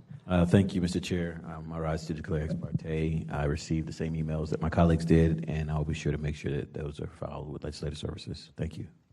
All right, Councilmember Johnson, you're recognized. Thanks, Mr. Chair. I rise to declare ex parte. I received the requisite emails, as has been stated before, and they've been filed with legislative services. Thank you. All right. And I'll also declare ex parte. Our office has received numerous emails on this as well. We had a meeting in my office. I'll get the exact date and time with not the applicant, but I guess the property owner, I believe it was yesterday, to discuss all of the things that are being voted on today. We'll get this paperwork filed with legislative services, and we also have Councilmember Gaffney. You're recognized. Thank you, through the chair. I also rise to declare ex parte. I also received numerous emails in regards to this legislation. I also met with Ms. Cindy Trummer and the owner of this parcel, who just ran down and gave me a description and an update on everything that's going on. They asked me, did I have any questions? I made sure everything get filed with legislative services. All right. So, with that, yeah, Mr. Harvey, do you want to set the floor, or the kind of the I guess the ground rules for us here? Go through the amendment. Obviously, this bill is filed in a neutral status, so the amendment will be once we come to a consensus of grant the appeal, deny the appeal, and then you'll kind of give us the outline of who will speak and who will rebuttal, blah, blah, blah. So please, Mr. Harvey. Thank you. Resolution 2026-345 concerns an appeal by Joanne Purdy, a part owner of 5 Points Partners, LLC, of a final order of the Jacksonville Planning Commission approving application for zoning exception E2607 and the administrative deviation AD 2617. The record that's been submitted before the commission for this appeal is part of the record. However, you will be considering this request de novo, which means that a presentation of all the evidence starts over again, and the appellant and the other presenters may provide you with additional evidence to assist your decision. Pursuant to Council Rule 6201 and Section 656-140 through 146 of the Ordinance Code, this is an informal quasi-judicial hearing. No formal hearing was requested by the appellant. The order of the presentation will be as follows. There will be a disclosure of ex parte communication, which has already occurred. You will open the public hearing. There will be swearing of witnesses if it is requested. And then we'll have a presentation by our Chief of Current Planning, Aaron Abney, to state how the appeal came to LUZ committee. The appellant will have a presentation for 10 minutes and must reserve any time for rebuttal. There will be a presentation by the applicant owner of the original exception in AD that was approved at Planning Commission, and then there will be rebuttal if any time is remaining by the appellant. That public hearing will be closed at that time. You guys will enter into your deliberations and vote. Your decision must be based upon competent, substantial evidence. During the discussion and in crafting your motion, please refer to the information that was presented today at today's hearing. And then at the time when you do your deliberation and offer a motion, the LUZ committee's recommendation will be either to affirm the commission's decision, reverse the commission's decision, or modify the commission's decision, or refer the matter back to the commission. The criteria that you guys will be utilizing or under review for this exception and administrative deviation are attached to that memo that's provided to you in Exhibit A for the exception and also for the administrative deviation, which is found in Section 656.131C of the Ordinance Code and 656.109H. At this time, I'll turn it over back to the chair to introduce Chief Abney for how the appeal got here. Okay. So is this like kind of the version of a staff report, so to speak, or is this okay? And then we'll go to the applicant and then the rebuttal. Okay, just keep me on track. All right, Ms. Abney, go ahead. Tell us how we got here.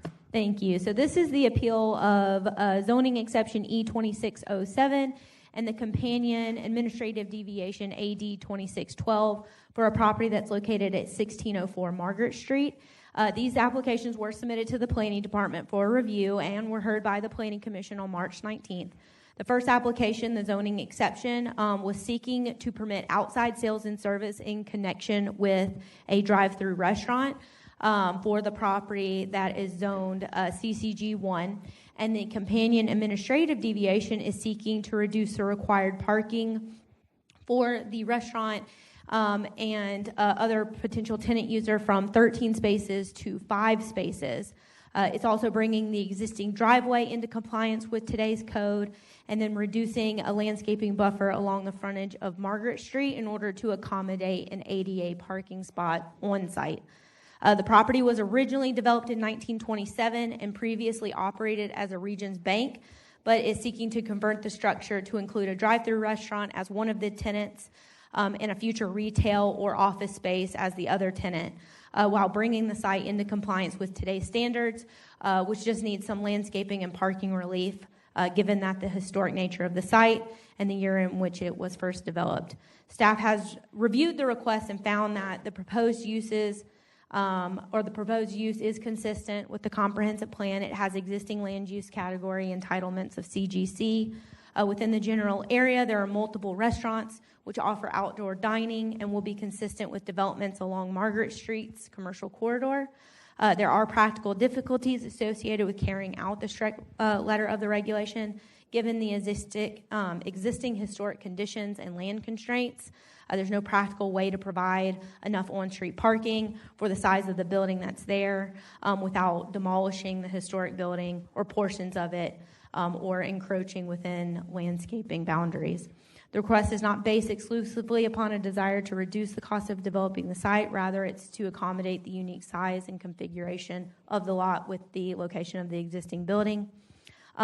This property and the landscaping requests were reviewed by the city's landscape architect, and they recommended approval for the small landscape deviation that was needed. So because of these reasons and the reasons in the staff report, the Planning Department recommended approval of both the zoning exception and the companion administrative deviation. The property is located within the Riverside Historic District and overlay.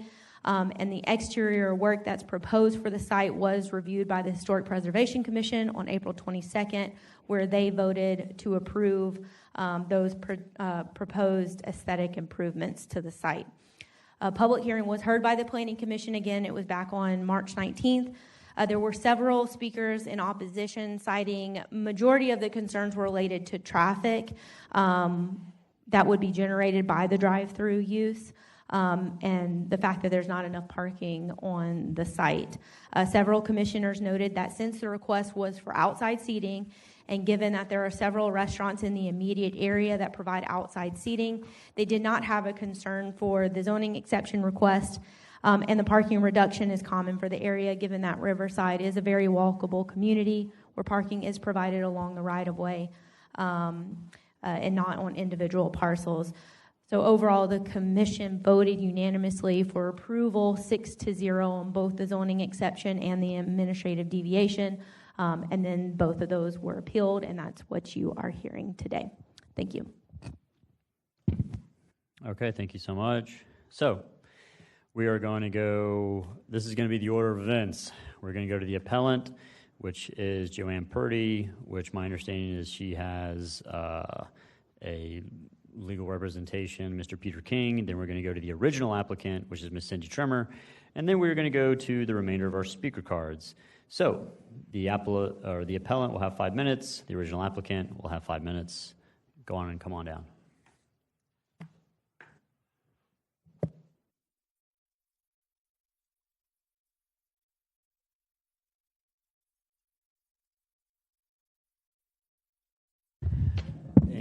Peter King, 404 West 70th Street, representing the appellant.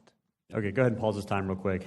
Just for the committee members, because I know this can kind of get confusing when people say, you know, we support the appeal or we oppose the appeal.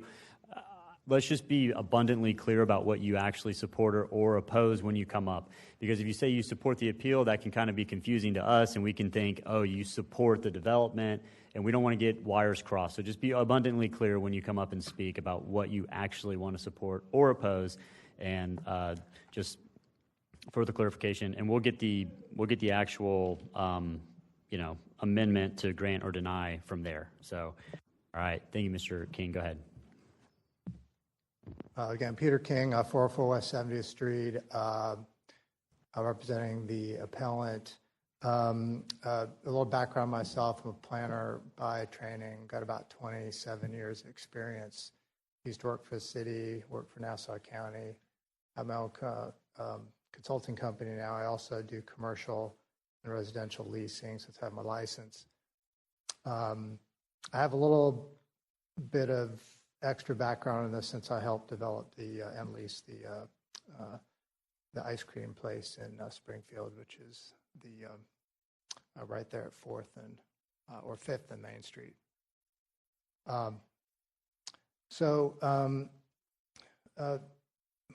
The issue primarily, and I also want a little bit of background also, is I've been brought into this kind of late, so I apologize in advance, but I did go through the minutes of the Planning and Zoning Board meeting, and it's really not our intention to dispute the issue of whether a drive-through is permitted or not. Staff has already submitted a letter saying that that is a permitted use. The appellant's main concern is that the specific use that the applicant is wanting to put in there was never mentioned, and the subsequent impacts of such were never addressed. This is important because they asked for some additional development rights, variance on parking, and the outdoor seating. I have some, I don't know if this, I submitted it to Legislative Services, and I do have copies that I can distribute. I don't know if it came through electronically, but I do have my letter to.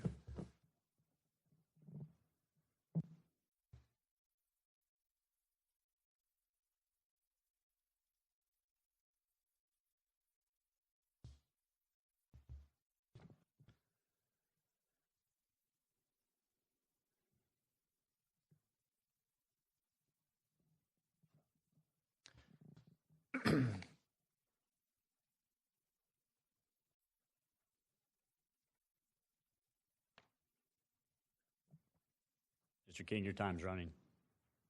Oh, excuse me. We're waiting on you. Oh, okay. I just want to make sure everybody had the Your documents. time. Yeah, no, we're good. Okay. Your time's going, man. Okay, I apologize. You'll see in there's an FDOT report. It's a trip generation study. It says observations have shown that certain land uses in Florida have experienced vehicular traffic queuing and spillover onto adjacent roadway systems. And if you turn to page 2 of that packet, you'll see in my letter, if you follow that graph, that arrow is essentially what a Dunkin' Donuts would be. If you follow that lateral path all the way to the left, you end up with a queue line of 10. The subject property has a queue line of less than 5 if you allow for 25 foot per car as per the DOT's regulations. And as the board has correctly stated, we really don't know if it's a Dunkin' Donuts. There's a huge breadth of impacts. On the minor side, you've got a pharmacy and a bank.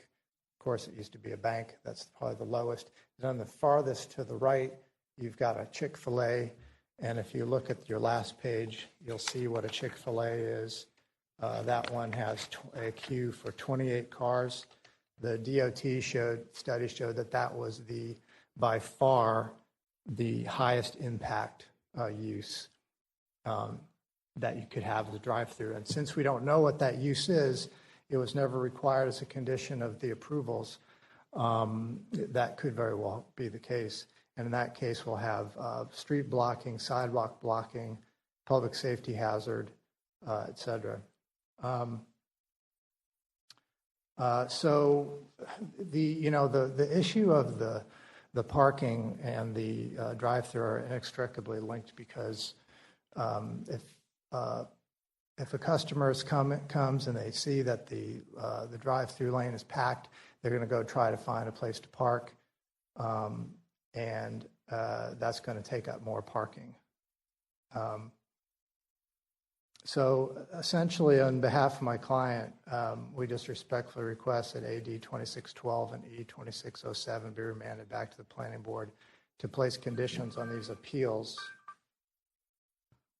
to determine the needed queue length for whatever specific use they've requested, or make an exception, basically require that it be a walk-up use only. All right, thank you, sir. That is your time, and you can just stand by for questions if anyone has any questions later. Next, we will go to the original applicant, Cindy Trimmer. Before you start the clock, if I may, are we at 5 minutes or are we at 10? I get 5. Perfect. Thank you so much. Cindy Trimmer, 1 Independent Drive, Suite 1200, covering for Steve Devenal this evening. What you have before you is an administrative deviation that addresses drive aisle width, which is an existing condition of the bank. It addresses parking. If you look in the surrounding area, this site actually has more parking than most businesses that exist in 5 Points. The properties that are commercial in nature, all up and down Margaret Street, have 0 parking and rely upon street parking. So the deviation that is in front of you is typical for this area, and the site has more parking than most other businesses. And then for the landscape deviation, we have to bring this property up to code and include an ADA space that you see reflected on the site plan dated January 23rd, 2026. And with the addition of that on-site ADA compliance, we are seeking the commensurate landscape reduction. But also looking at that site plan, you realize this is a very large right-of-way on Margaret Street that has ample landscape all surrounding this property to preserve the nature of the streetscape. Moving on to the zoning exception, the only thing in front of you tonight is the small outdoor seating area that is tucked in behind the building, and the new enclosed space where the drive-through was on your site plan that has 2 tables and a total of 8 seats. That is what the zoning exception seeks. There are other issues that have been brought up by the appellant, driveway queuing for a potential drive-through restaurant. So that we are all clear, this is CCG1, the drive-through is permitted by right, and any issues with queuing and site planning will be addressed at the permitting phase. That is not something that is before you this evening. Your staff have outlined the competent and substantial evidence that support the administrative deviation and the zoning exception. I don't want to belabor the point, but I do want to recognize, again, this is a CCG1 property. It is in the Riverside Avondale overlay. Recognizing this is in the residential character area, we have oriented this outdoor seating area on Margaret across from what is truly the dining district in 5 Points, where historically we have had a whole corridor of restaurants that have outdoor seating that activate that streetscape. We have intentionally not oriented it along Herschel, where you do have other residential uses, so that that area and the residential character of it is preserved. This is a very nominal request for a zoning exception for outdoor seating that is completely appropriate for this corridor, and it is absolutely buffered and protected from any surrounding residential uses, and all of the criteria that are outlined in your staff report for a zoning exception are met. With that, I will stand by for questions, and I do have the family members. If possible, I would ask that Morgan Ashorian and her sister Tiffany both be permitted to speak first on public comment, and then we will stand by. All right, we will go to the public comment cards now. We're going to go to Joanne Purdy, and then we will go to both Ms. Morgan and Tiffany Ashurian, and then we will go to the rest of the speaker cards. So, Ms. Purdy, come on down. You have 3 minutes. Name. Okay, just state your name and address. Joanne Purdy, 2210 St. John's Avenue, 32204. The handouts you will see shows the location where the proposed drive-through will be, the streetscapes of Herschel, Margaret, and just the residential makeup of Herschel. I filed this appeal and ask you to support the appeal, deny planning departments. I am a longtime resident of Riverside and have an understanding of zoning through past zoning issues and helping with the Riverside Avondale zoning overlay.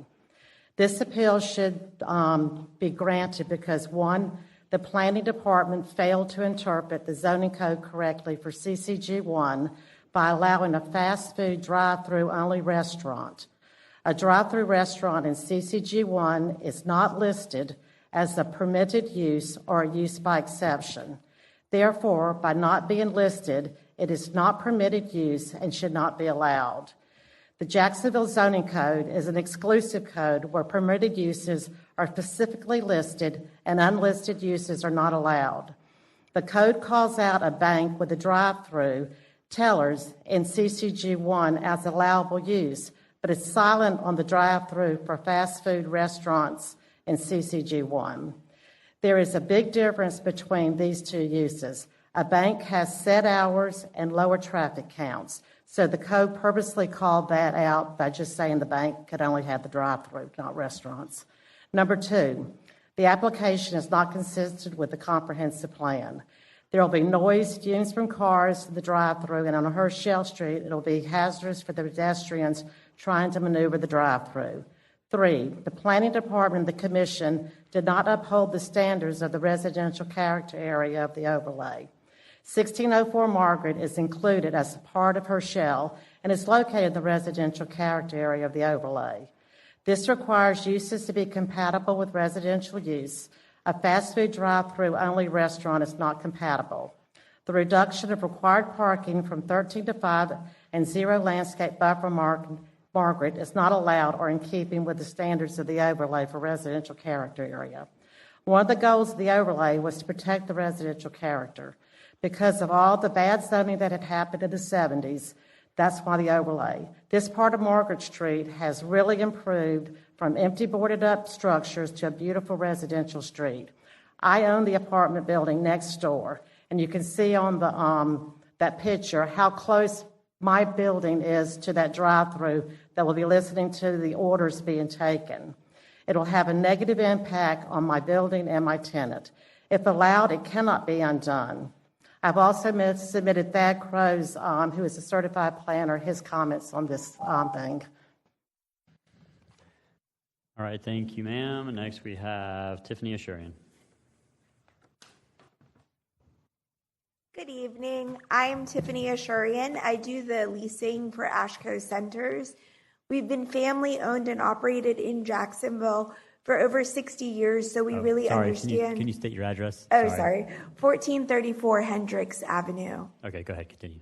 We've been family owned and operated in Jacksonville for over 60 years, so I know this area. I have been trying to lease this property for over 4.5 years, and the structure is only built for a bank. The only use as it is currently can be a bank. So there have to be some changes allowed so that we can activate this space. We've done something very similar, and we won the Beautification of San Marco Award for the Panera Bread shopping center we did that has a Mayday ice cream. Thank you. All right, thank you. Next we have Morgan Ashurian. Hi, Morgan Ashurian. Address is 1434 Hendricks Avenue. I just wanted to echo what Tiffany's saying. We're residents of Jacksonville, have been in Jacksonville for quite some time. Tiffany has undertaken the leasing efforts for this property, and it's been,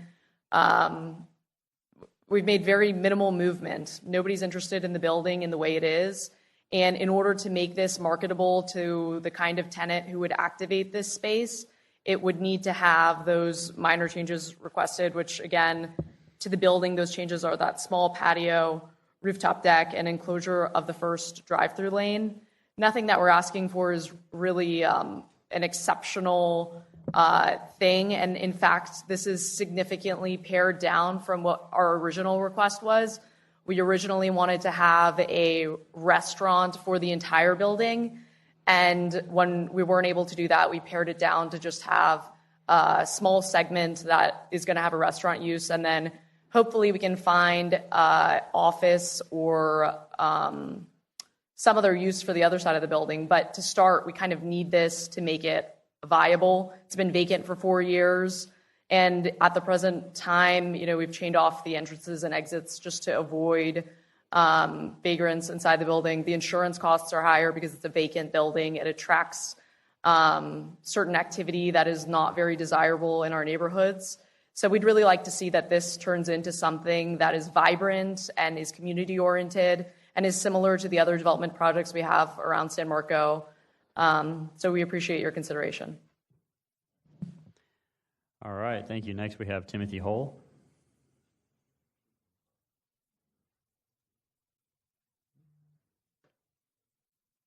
Good evening. My name is Timothy Hull. I reside at 2064 Herschel Street. It's a Chelsea of Riverside condominium building, which I'm the treasurer of the board. We're also joined by the secretary of the board here as well, and her husband. We are here to support the appeal, basically just solely on traffic issues. Traffic at the intersection of Margaret and Herschel Street and 5 Points in general is over capacity. With parking on both sides of Herschel Street, only one car is able to actually travel down the road at one time. By 9 a.m., there's no parking on Herschel Street, with the doctor's office on the corner of Goodwin and Herschel Street, and 5 Points Dental and other small businesses already operate. There's no parking. By 11 a.m., we have Bar Taco, Prospect, and tons of other restaurants. So again, it's almost impossible to drive down this block of Herschel Street. And adding a drive-through is just going to be detrimental to all of Margaret Street, Oak Street, and Herschel. And then that's not even including drivers coming from 95. They'll be going through 5 Points, which is going to add more traffic. 5 Points already has a Starbucks, Einstein's Bagels, and a Wendy's, whose drive-through already backs up traffic into the intersection of 5 Points every single day. With adding another chain, we're going to be watering down the uniqueness of Riverside and hurting local small businesses, including all the coffee shops we already have that we don't need any more of. This is a suburban business format and is completely inappropriate for the site, and we are all here for adaptive reuse of the structure, which is celebrating its 100-year anniversary, but not this project. Thank you. All right, next we have Nancy Powell.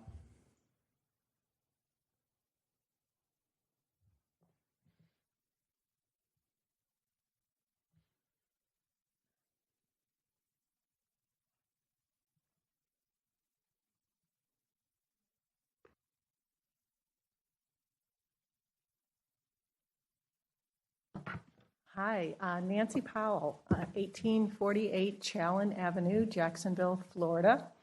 I'm here before you to support the resolution, which is the appeal that seeks to overturn the decision of the Planning Commission allowing the drive-through.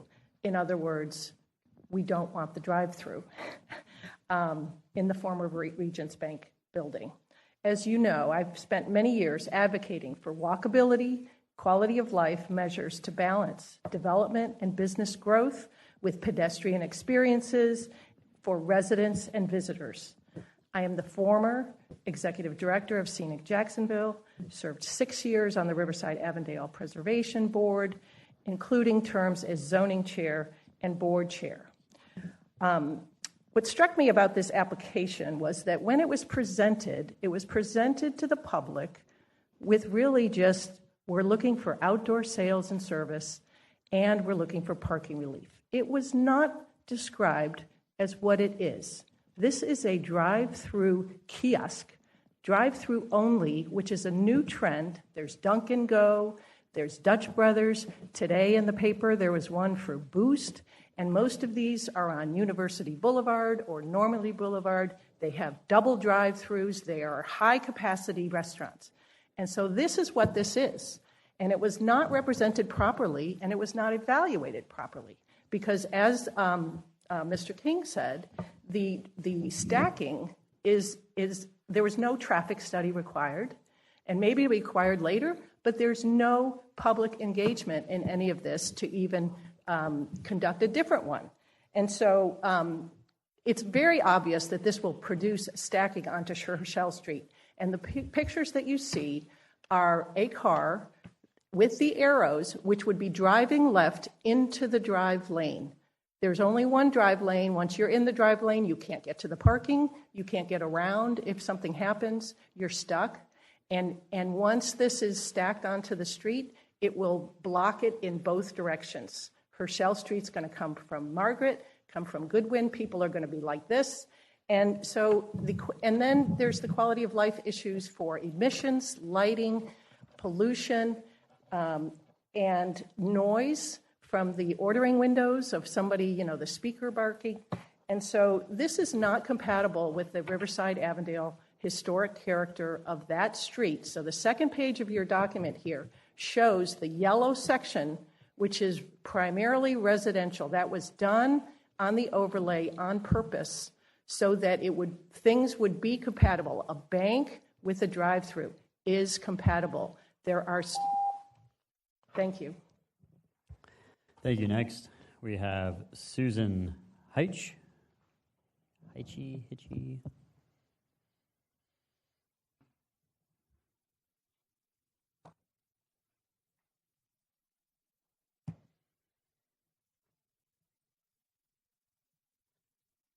Hi. Which one do I talk through? We can hear you just fine. Okay, great. Name and address. Susan Height, 2064 Herschel Street, also Chelsea Condominiums. I'm secretary on the board there. My primary concern is the traffic, but everybody has spoken to that so clearly, I won't mention that. The 2 points I do have is all the other restaurants we talk about in that area front on Margaret or Park. This building does front on Margaret. The side of the building, it's on a corner, is on Herschel, which is a residential street, and will bring all of the problems that have been presented. My second concern is, given that this is an attractive brick building, what about all the exterior stuff? There was talk about an elevator, an external elevator. What about the signage? Dunkin' Donuts is very orange. What kind of signs will we have? Those are my concerns. Thank you. Thank you, ma'am. Next, we have Richard Wyckoff.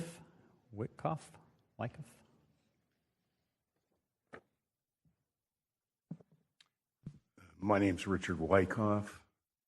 I live at 2030 Herschel Street in a 4-unit residential historic building that's 3 doors away from this former bank building that's in question. In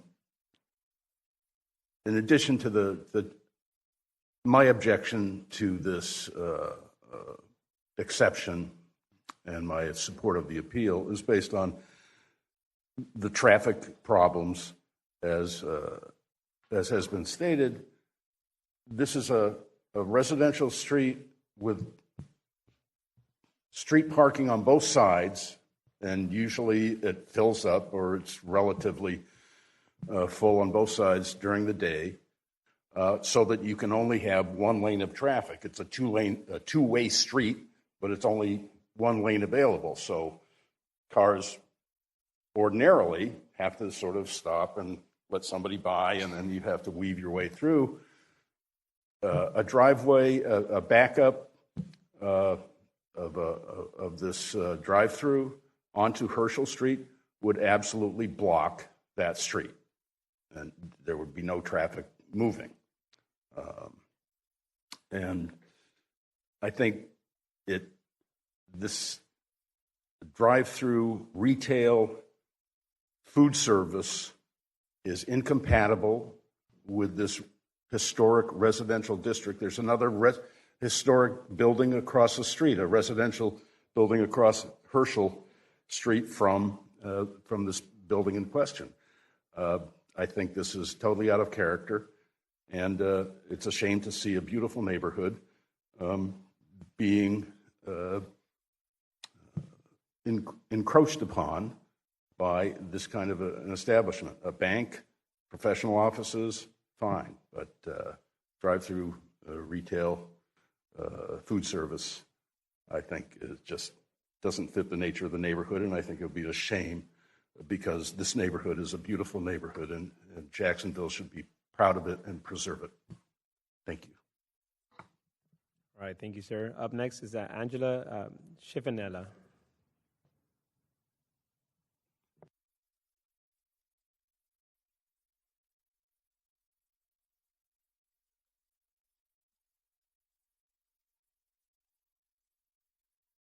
Thank you. Angela Schifanella. I live at 1352 Avondale Avenue, and I also own property at 1661 Riverside, which is catty corner across Margaret Street.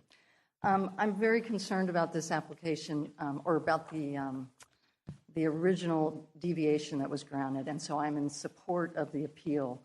I want to speak, I think the other people speaking tonight have spoke very well about the traffic concerns. These issues from a very high-intensity drive-through like this are predictable. They're not something that are hard to imagine. They're very predictable. They are a nuisance, and they are a hazard. I think it's inappropriate to look at the original bank building that's there and make the case that this is the same use or a similar use. It's a drive-through. It was. The original drive-through had 2 stations. It was for a very low-intensity bank use. That might get 5 or 6 cars an hour. This fast food breakfast chain could get up to 30 cars an hour, and they've reduced the drive-through capacity to 1 window. So I think that means that they have to totally really reevaluate that original application and look at that drive-through on the face of it. The other thing in my packet that I submitted earlier, I looked at similar restaurants, and I looked at one in particular in Murray Hill. It's tucked into the fringes of a historic neighborhood, but when you look at that site plan, there is a 30 or 40-foot buffer between the next door residence and the drive-through lane. So that menu board, which is lit and got a speaker, there's some adequate buffer to that residence. There is no buffer in this case. That menu board fronts the driveway, which faces the apartment building next door. I know that traffic will get involved and make decisions, but it's so important for this committee to think about what the effect of these nuisances are, and that is it will reduce the property values of all of these beautiful condominium and apartment units in this block and the blocks nearby. I don't think you can look at this project and assume anything else. If you're looking at buying a condo and in these beautiful old buildings, do you want to have that use starting at 5 in the morning, being a nuisance? It will lower property values. The great thing about what you guys do and what zoning does, when we invest our assets in these properties, we have an expectation that the zoning code protects our investment. Zoning codes came into being in the 1920s and 30s just for this purpose. People moved into the suburbs. They were investing their hard-earned dollars. They wanted the expectation that that investment would be protected for their lifetimes. And so zoning codes exist to do that. And I think in this case, the zoning code must protect the value of our properties. There are dozens of property owners affected by this. It's unfortunate that it's taken a long time for the business owner, but I really encourage you to respect the rights of the many owners here and not just the single business owner who's inconvenienced. Thank you. Thank you, ma'am. All right, up next we have Sarah Provost.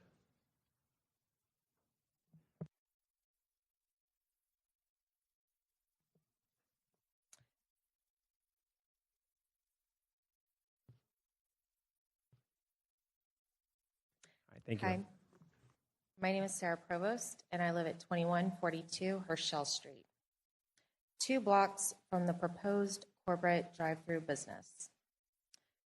I was born in Riverside Hospital and have a long history in the Riverside 5. This neighborhood has a unique character in Jacksonville in that it is walkable and people-focused.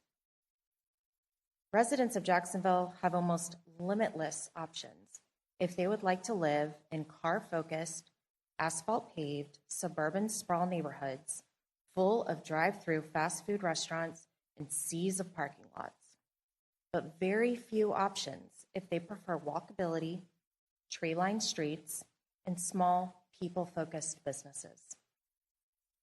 There has been a disturbing trend over the past few years of more cars, more traffic, more parking, and more huge corporate businesses creeping into our little haven of peace and trees and walkability.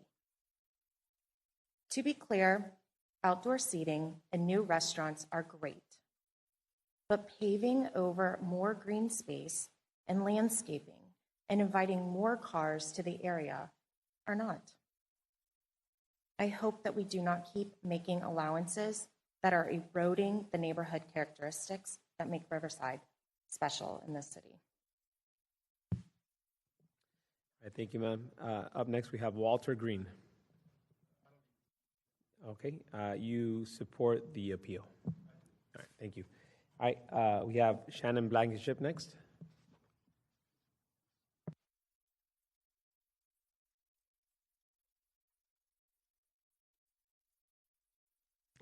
Thank you. Shannon Blankenship. My address is 2623 Herschel Street. I'm the Executive Director of Riverside Avondale Preservation. Thank you all for hearing this appeal tonight. And to be clear, we support the appeal and we do not want a drive-through restaurant here at 1604 Margaret Street. But I want to speak specifically about why Riverside Avondale Preservation cares about this specific property so much. This building, 1604 Margaret Street, has been commercial for the last few decades, but has retained its residential character and its distinct personality and style through all of that. If you look at this property today, it still has unique architectural elements that would be fantastic in a retail capacity, in an office capacity, and again, has been commercial in its most recent past. But the proposal for the drive-through fast food restaurant not only diminishes that distinct characteristic by adding that front-facing glass elevator as well as a new rooftop balcony, it also makes sure that in that drive-through, you're then blocking all of those parking spaces that the applicant has requested to be the only parking for the whole building. So not only do you have the traffic impacts from the drive-through, but the administrative deviation for parking that you're being asked to look at would be blocked by that drive-through restaurant. So all of these things are packaged together and really forming what is a bad proposal for a very unique property that we hope can be preserved and protected in its commercial capacity here along Margaret Street. The residents of Herschel Street have been very clear, and as Angela stated, this is a very predictable outcome of having a Herschel Street drive-through access point in this really small drive-through space here in Riverside.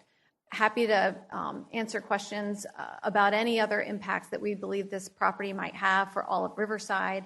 Would love to see its commercial use, but not as a drive-through restaurant. Thank you so much.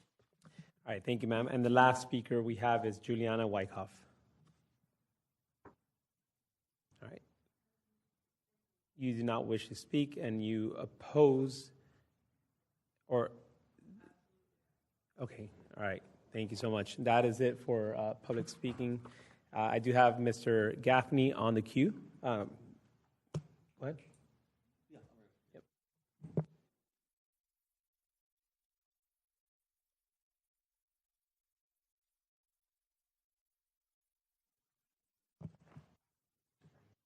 Oh, yeah.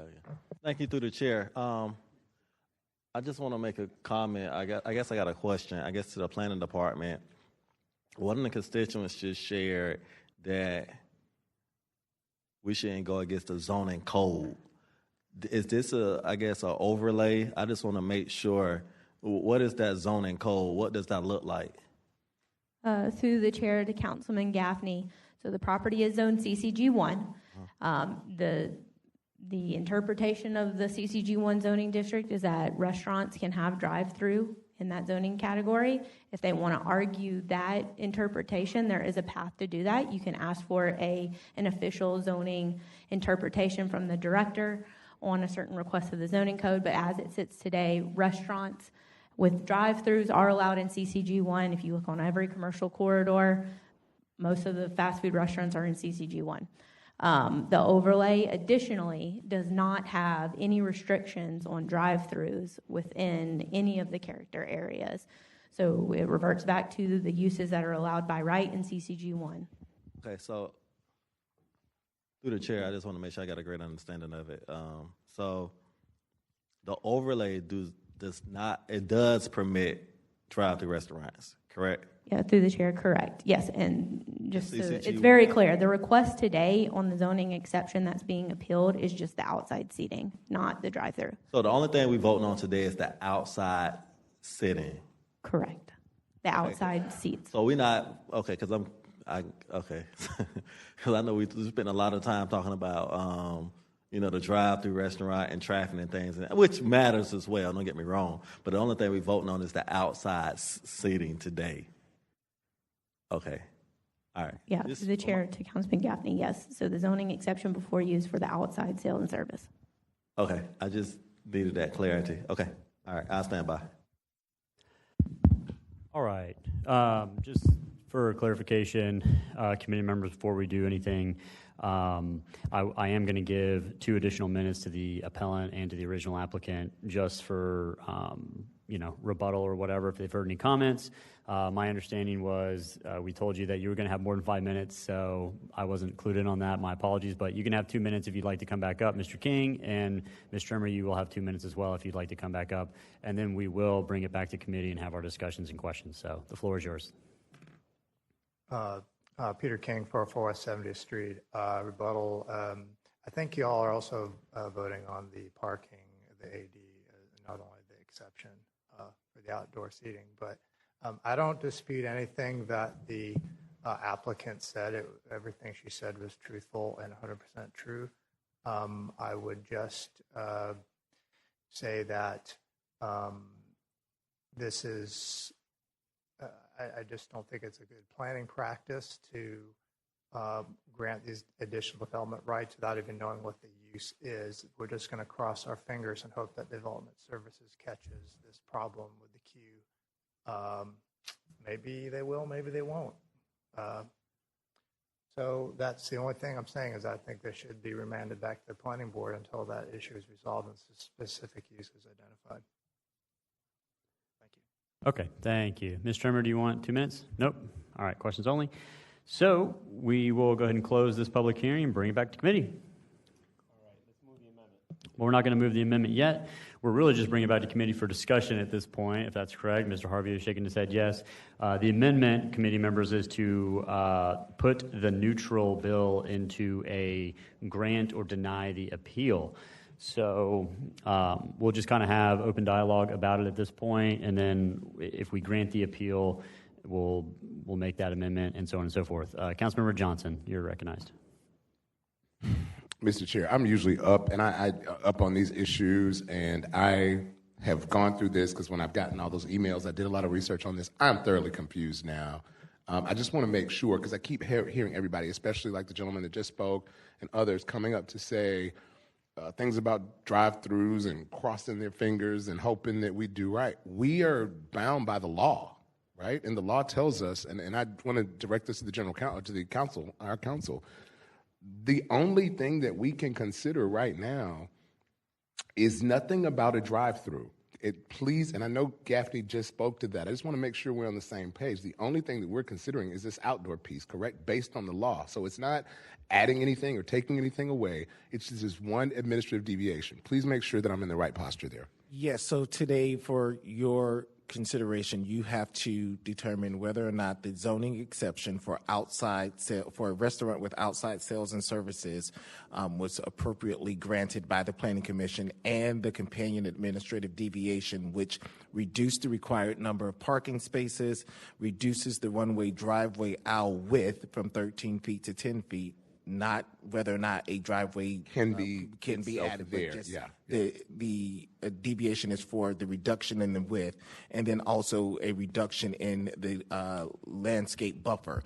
And you have to make that decision based on the competent substantial evidence that's been presented to you guys on the criteria for what a exception is granted under the code, which would be 656-131C and the subsection of that, and then also 656-109 for that administrative deviation. Let me ask this, and I think this is going to go to the planning department through the chair. We're talking about this particular business that's there. Does the code allow us to differentiate the type of business that it is, restaurant versus bank? I think in that land use category, from my understanding, or the zoning category, like this is allowed by right. It could be a bank, it could be the restaurant, it could be whatever.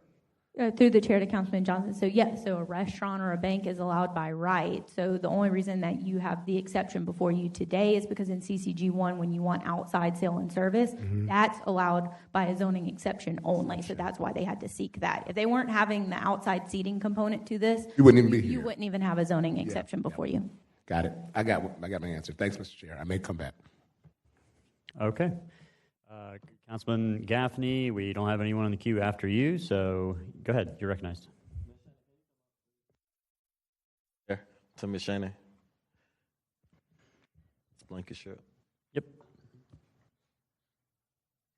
Yes, through the chair to Ms. Shaney. I guess, what is it that you guys want to see? I mean, like, ideally, I know you want to keep it compatible, keep it, consistent with the neighboring businesses. I mean, what is it that you guys want to see? Thank you for the question. So the decision from the Planning Commission was not just for a zoning exception for outside sales and service.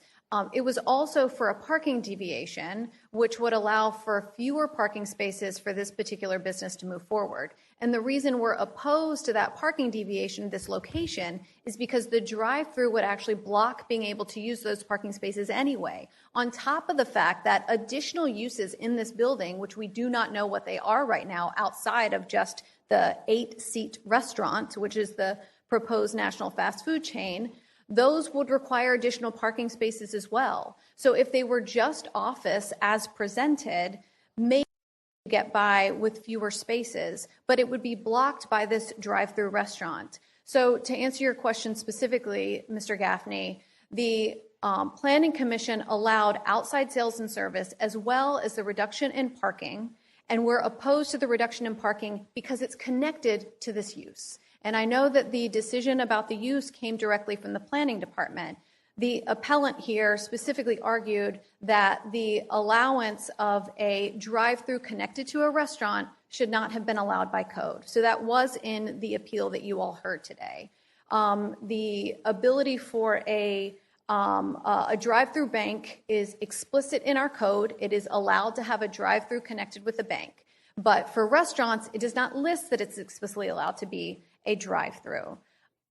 And then the last point to summarize, Mr. King also said, we're hoping to not just cross our fingers and hope that Development Services will end up saying the queuing for this drive-through absolutely is way too much for Herschel Street to be able to handle, and we won't approve it because there's no public input or process allowed at the time that those decisions are being made. This is really the only time for the public input on the impact of this potential use at this building. It's connected to this parking deviation. So that's why so many people are here for a minor parking deviation, because the drive-through connected to it is what makes that parking deviation a bad fit for the neighborhood.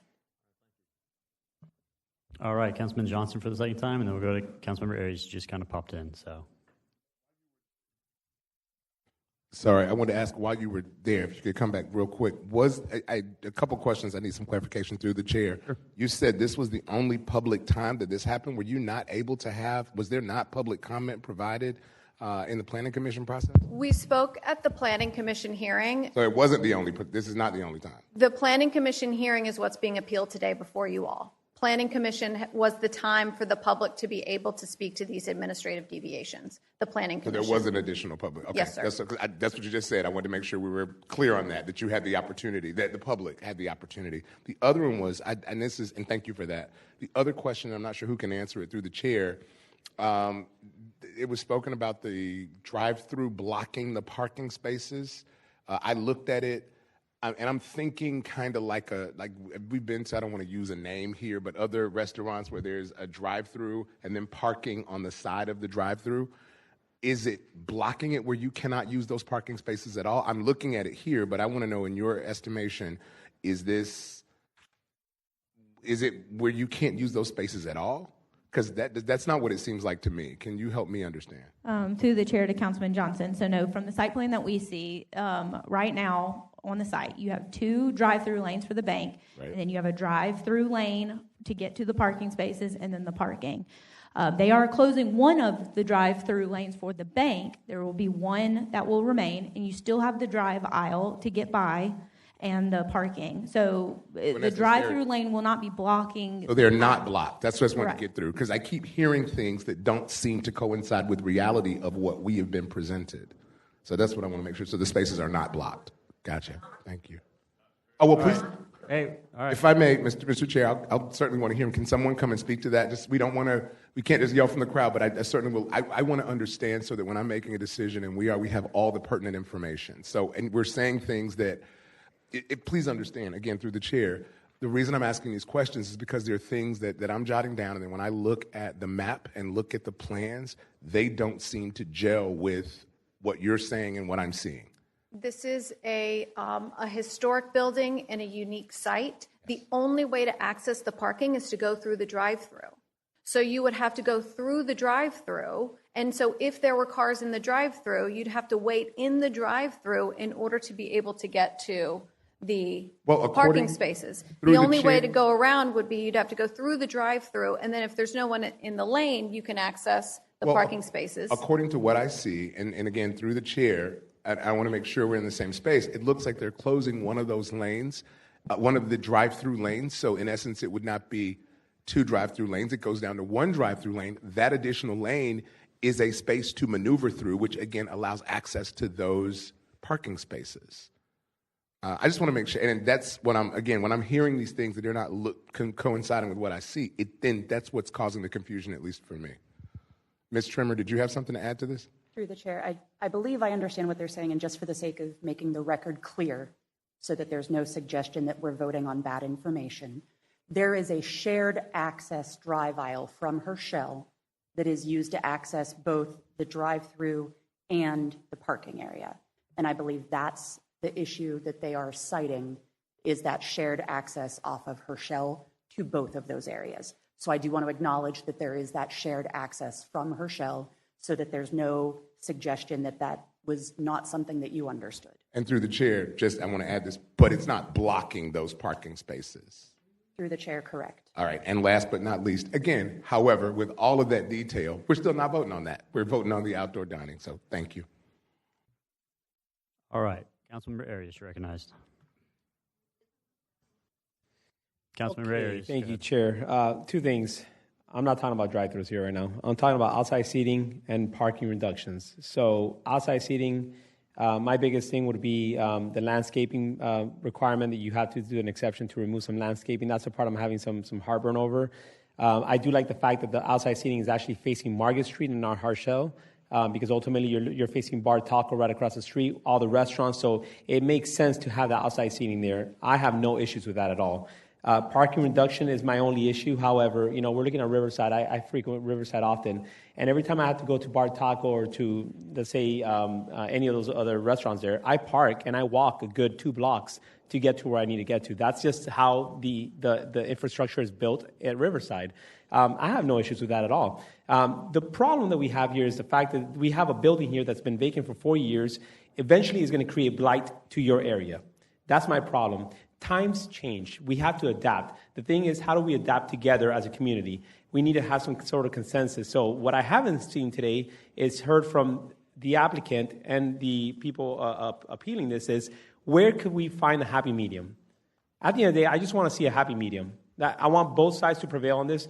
What I don't want is for that building to stay vacant for another 4 years, ultimately creating blight, having homeless frequent that area. I've had a building that I've had homeless issues, literally residing inside of it because it's been dormant for about 2 years. So we need to find a place to a happy medium to make it safe for everybody. I will tell you one thing, though. I'm looking at this map, and if you look at the Google map, looking at Herschel Street, I'm looking at 2 cars directly parked right in front of what would be the entry of the drive-thru. And I know I said I wasn't going to talk about the drive-thru, but should we decide to approve this, I think we also need to look at Herschel Street and potentially make an area where there is no parking allowed right at the beginning and the exit of that drive-thru, because otherwise it's going to really create a block where it could actually create an accident. So I'm just saying this. I'm just speaking out loud right now. I want this to pass, but I also want the community to win. So let's just find a happy medium for everybody here. That's all I want right now. Thank you.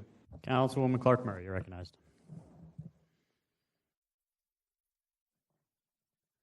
Thank you, Chair. Ms. Trimmer, if you would come forward. So I'm looking at the same Google map, and I think it really gives a better, helps with understanding what is the issue with this particular application.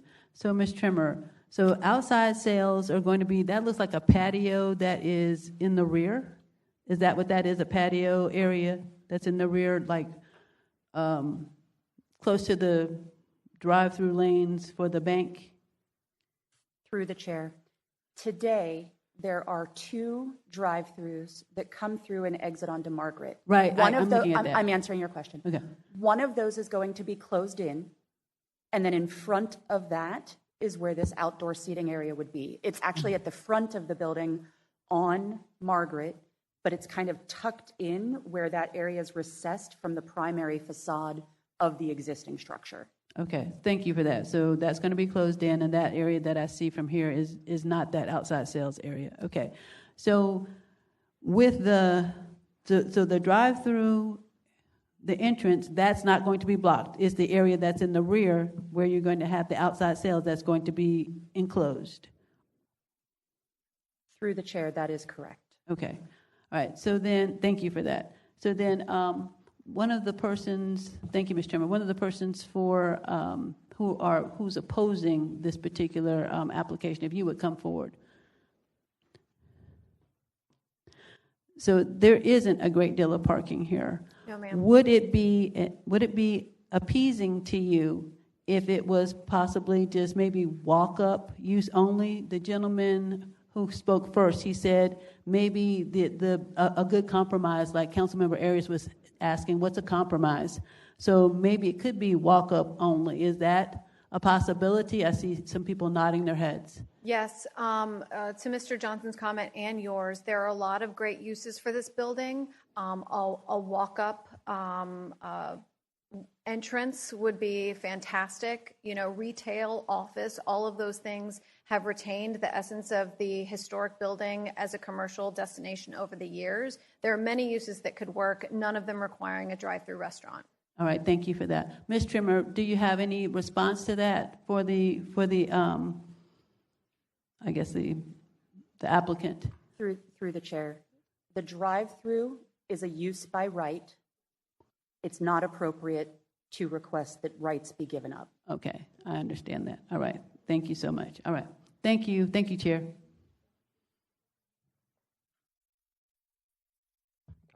All right. Councilman Gaffney, do you want to get on this queue? Go ahead, Councilman Gaffney.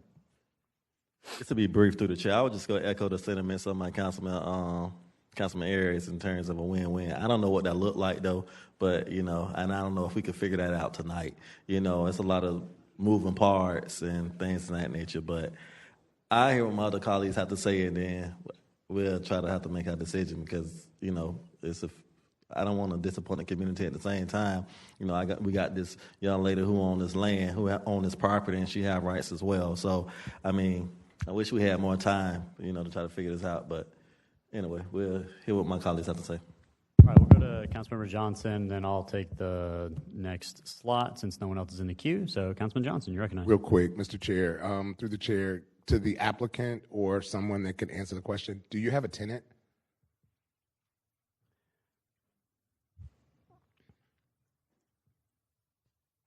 Through the chair, there is not a tenant that has been disclosed at this time. I understand that there is a lot of belief of what the tenant would be, but the family has not disclosed a tenant at this time. So, but they are in discussions with someone. We just don't know who it may be. They're just in discussion with different entities, possibly. Correct. Got you. Because the way I'm hearing, it sounded like they knew that it was a specific. I keep hearing national chain drive-through, so I'm just wondering. Let me ask, because obviously, and it's been said several times, we can't touch the drive-through because it's by right, through the chair to the council's office. If we do not go along with this, where will this put us legally? Like, is there a space where they could end up going to court because we are not following the laws that are described in the code? And if you're saying they, if we are owner applicant, if you are correct, to if remove we don't rights uphold the that appeal, they have a right to sue you guys in circuit court for not following our own rules, for not following your rules, or not establishing that there was actual competent substantial evidence to overturn the planning commission and planning department's recommendation and ultimate decision. But you want to make sure that you state what those are as a part of your deliberations when we get to the point of you guys making your motion and offering that up. Thank you. Thank you, Mr. Chair. All right. So, a few things here just to kind of add some clarification. So, I think this will help and certainly not muddy the waters. So I had a little sidebar conversation with Ms. Abney. Just so we're all clear, I mean, I think we're already clear on what we're voting on as far as the zoning exception for outdoor seating, and then the admin deviation for the parking and the driveway or the drive aisle width and the landscape buffer. So, but what I've heard a lot of is the community ultimately saying, you know, we don't want this, we don't want a national chain and all that. And I can kind of sympathize with that. But what I want to get on the record is, Ms. Abney, so the question I asked Ms. Abney is, okay, what happens if this fails, or what happens if it passes? Either way, can the owner just create, or they can just sign a lease tomorrow with Dunkin' Donuts without outdoor seating and without any modifications at all? Ms. Abney, that question's for you. Through the chair. So for the zoning exception, the drive-through is allowed by right. The outside seating component would have to be removed. If you deny the AD for the parking, they'll have to make sure that they provide parking on site to meet the uses, whatever they are in the future, under the code as they're required. So in theory, tomorrow or whatever, like if this fails, if this goes away, a drive-through restaurant can still go in there without any type of exception if it doesn't have outdoor Yes, no exception for the drive-through, yes. Okay, all right. I just want to make sure everyone is hearing that.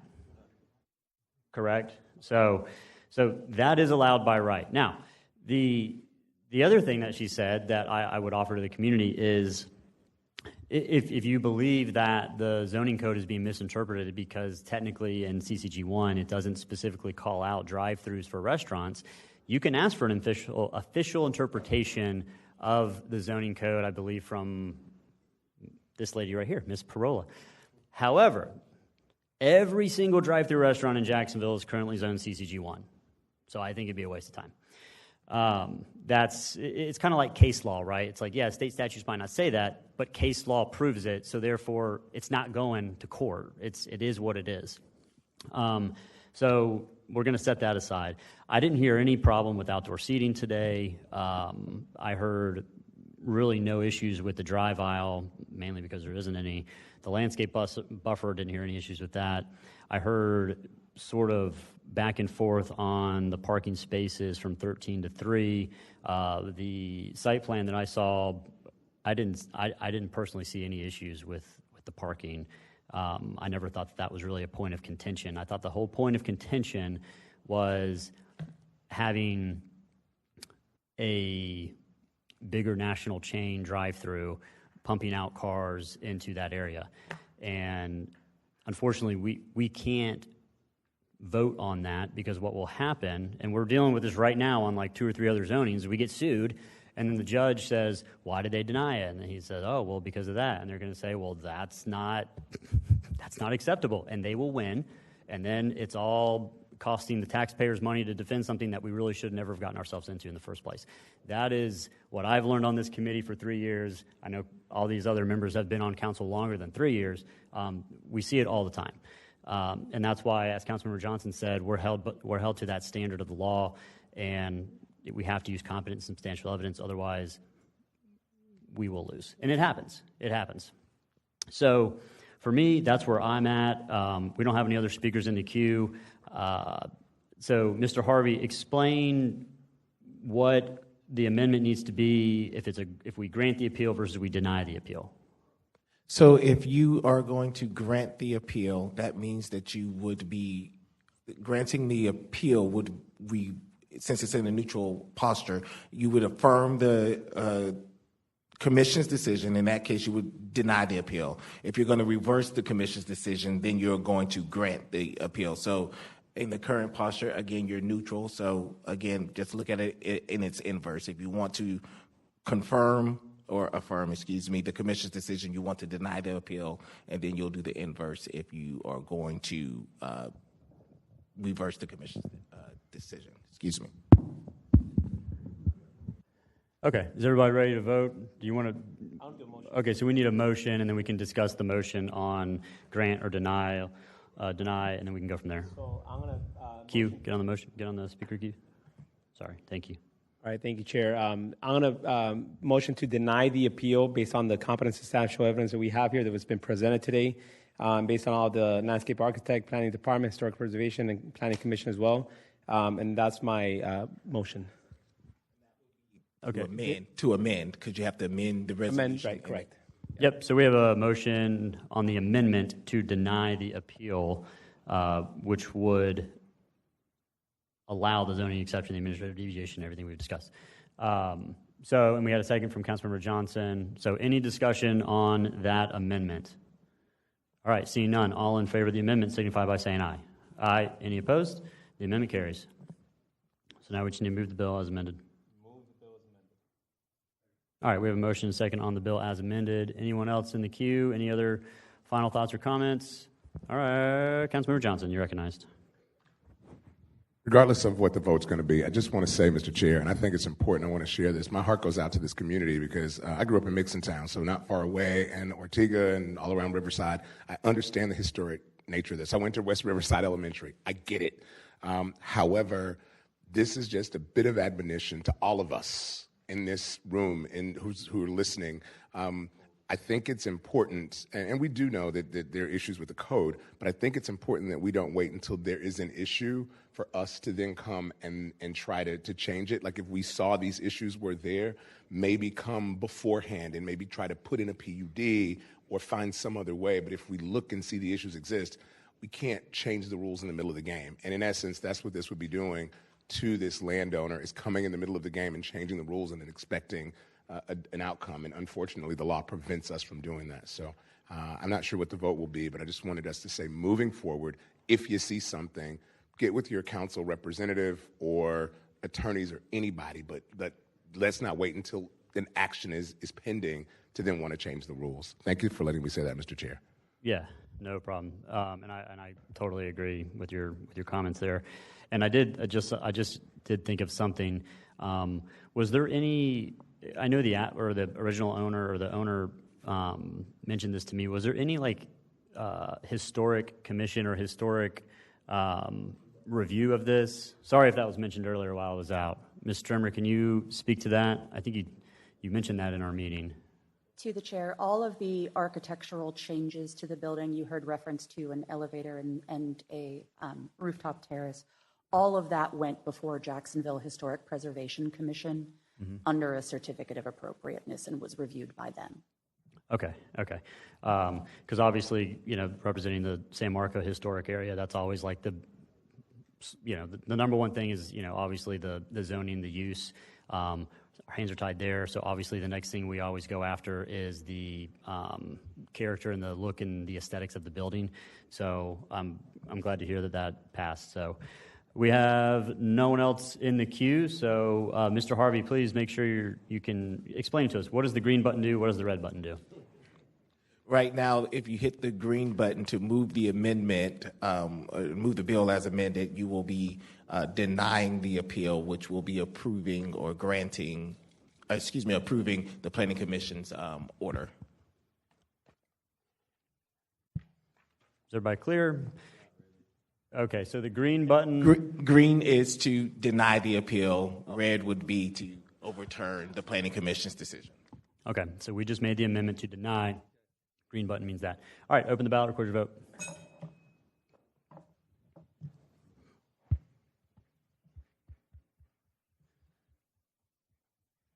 Six yeas, 0 nays. By your action, you have denied 2026-345. Item number 30, 2026-363. Open the public hearing. Get a staff report.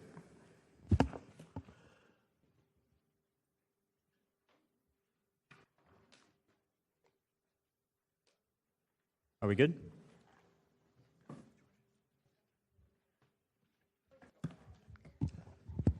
Are we? Ordinance 2026-363 is a change to Chapter 654, which is administered by the Public Works Department. So I'm not sure if the Public Works Department wants to come up and give a report of their review. Sure, that'd be great. Ms. Sickler, the floor is yours.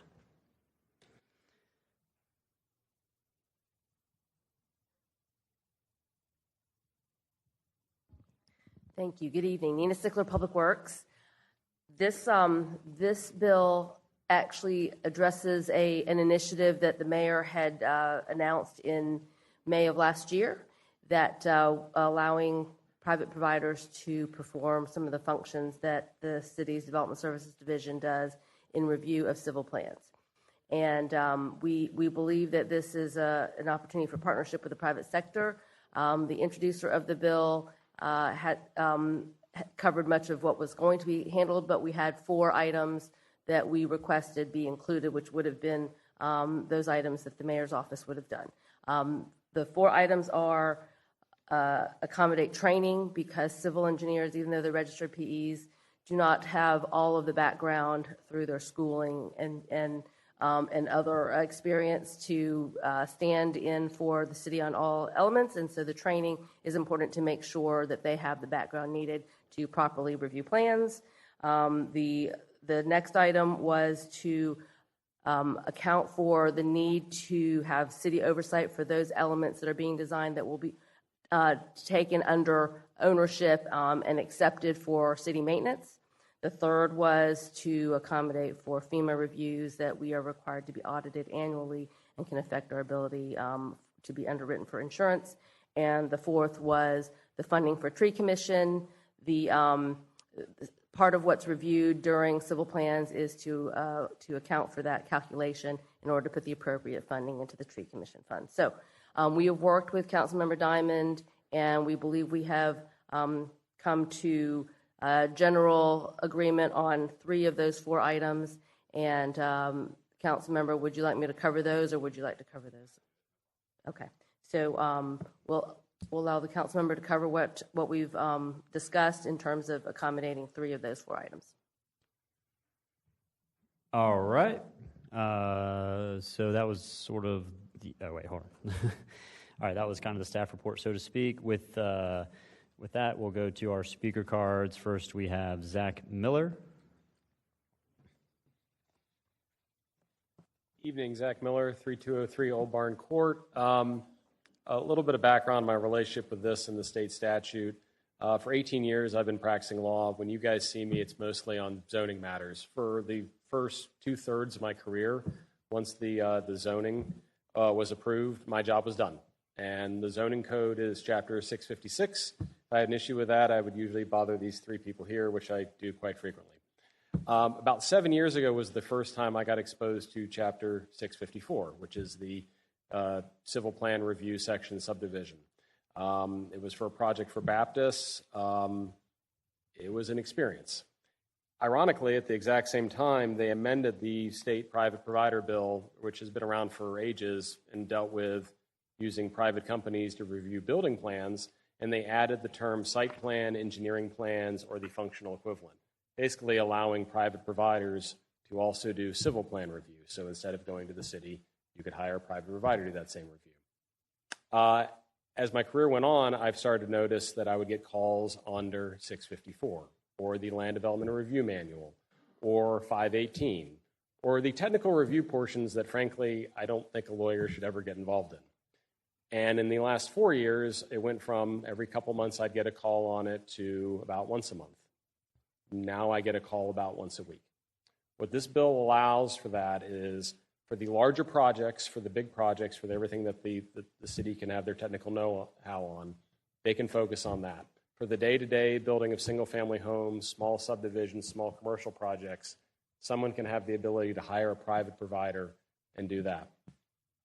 What I've seen is that in the process of the last few years, the comments, and one particular in the same subdivision, have gone from 4 or 5 comments to 91 to build 2 single-family homes. That's aggravating for my clients, but that's a real-world cost, the cost of housing. So I look at this bill as not just something that is required by state law. I think of this as an affordability issue. I would here to answer any questions you might have, but I would strongly recommend you vote to approve this. Thank you. All right, next we have Steve Stark. Stephen Stark, 9720 Cunningham Road, Jacksonville, Florida. I am a developer, and I've built homes here in this town. And I have to reiterate what Mr. Miller, Zach Miller said. This whole process going through the city is so slow, so ordained. I mean, I understood during COVID, it was slowed down, but it seemed like after COVID, it's the same slow process. And, time is money. And I have sat and done some projects where I try to get some kind of, comments back, and, I just get nowhere with the city. We've submitted plans and answered the questions, the issues that they had for the reviews, and then they'll come up with all new issues. So it's just an ongoing moving target is what I found.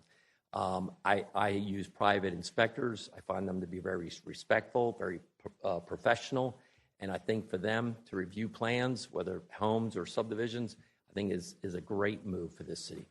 And it's all about money. Everybody wants houses to be cheap, lower the cost. I can't lower the cost when I'm sitting for 18 months going through a process of permitting, and I'm making the payments, I'm making the property tax payments, and those costs have to be they have to be pushed down. Everybody has to pay. So The city wants to lower the cost. They want to do stuff. Let's streamline this process because it's not streamlined at all. Thank you. All right, next we have Chrissy Kinney, followed by Gene Yoder, and then Austin Nicholas. All right, she is in opposition with no comment, and Gene Yoder, followed by Austin Nicholas. Good evening. My name is Jean Yoder, 11470 Cisco Gardens Road South. I'm here because this would benefit the infill builder, residential builder tremendously. I have been in the business for over 25 years doing residential building. The last 11 of it has been infill affordable housing. I have had more of a struggle in the last 11 years with permitting and the infill building industry struggle than I did the whole time I worked with the big box builders in communities. Minimal, these delays cost us $3,000 average because every day is a missed opportunity to close for an affordable house. That's what we do is affordable housing where I work. And it's a delay when we can't close on these houses for these homeowners. They miss opportunities, we miss opportunities. And if we build 250 houses a year, which we build way over that, that alone is $750,000. So at $10,000, if it costs me more than that because of all the delays the city has cost me, it costs me $2.5. And again, with that being said, when we email the city, ask them for clarification on things, it's an interpretation issue, and we don't get feedback. We ask and we ask and we ask, we email, we don't get responses. Then when we go above those people's heads, we get told that we're putting too many people on the emails. Well, we have to have answers. We can't have our jobs sitting where we can't submit and get permits in a timely manner because it costs the companies too much money, and these homeowners are not able to move into their houses in a timely time frame. And interest rate may go up, it may not go up, but if it does go up, now what they thought they were going to get for one price is going to be different. And every day that we have to pay money and it costs us, what we sell it to them for is going to have to go up. So it's just a spiraling effect and a rolling ball that just adds to the price of the house. And if this would come into play, it would tremendously help the infill builder with the affordable housing industry. Thank you. All right, next we have Austin Nicholas.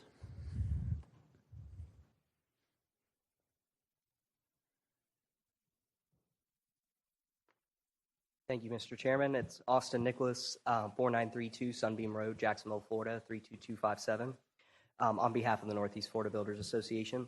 On behalf of NEFA, though, we would like to express our support for this proposed ordinance. It's our understanding, as was mentioned, that COJ staff has been working on this private provider program, and we believe it's time to implement it in the city of Jacksonville. We're simply seeking parity and consistency with the private provider program that already exists and functions well in the building inspection division. We believe creating a private provider program for the city's development services division will have several benefits. It will allow applicants, including Jacksonville citizens, the option to use a private provider for more of the project if they decide that's the best fit for them. We also believe it could reduce permitting times as well as provide some relief for city staff when permit workloads increase. It's also worth noting Florida House Bill 927 regarding local land planning and development, which was signed into law by the governor last month. This new legislation provides guidance for these kinds of programs and requires cities like Jacksonville to allow qualified contractors to assist with permit reviews. Qualified contractors are expressly outlined in the legislation to include licensed engineers, surveyors, landscape architects, and certified planners, among others. It is for these reasons that we support this proposed ordinance. As always, thank you for your time and for your service to Jacksonville.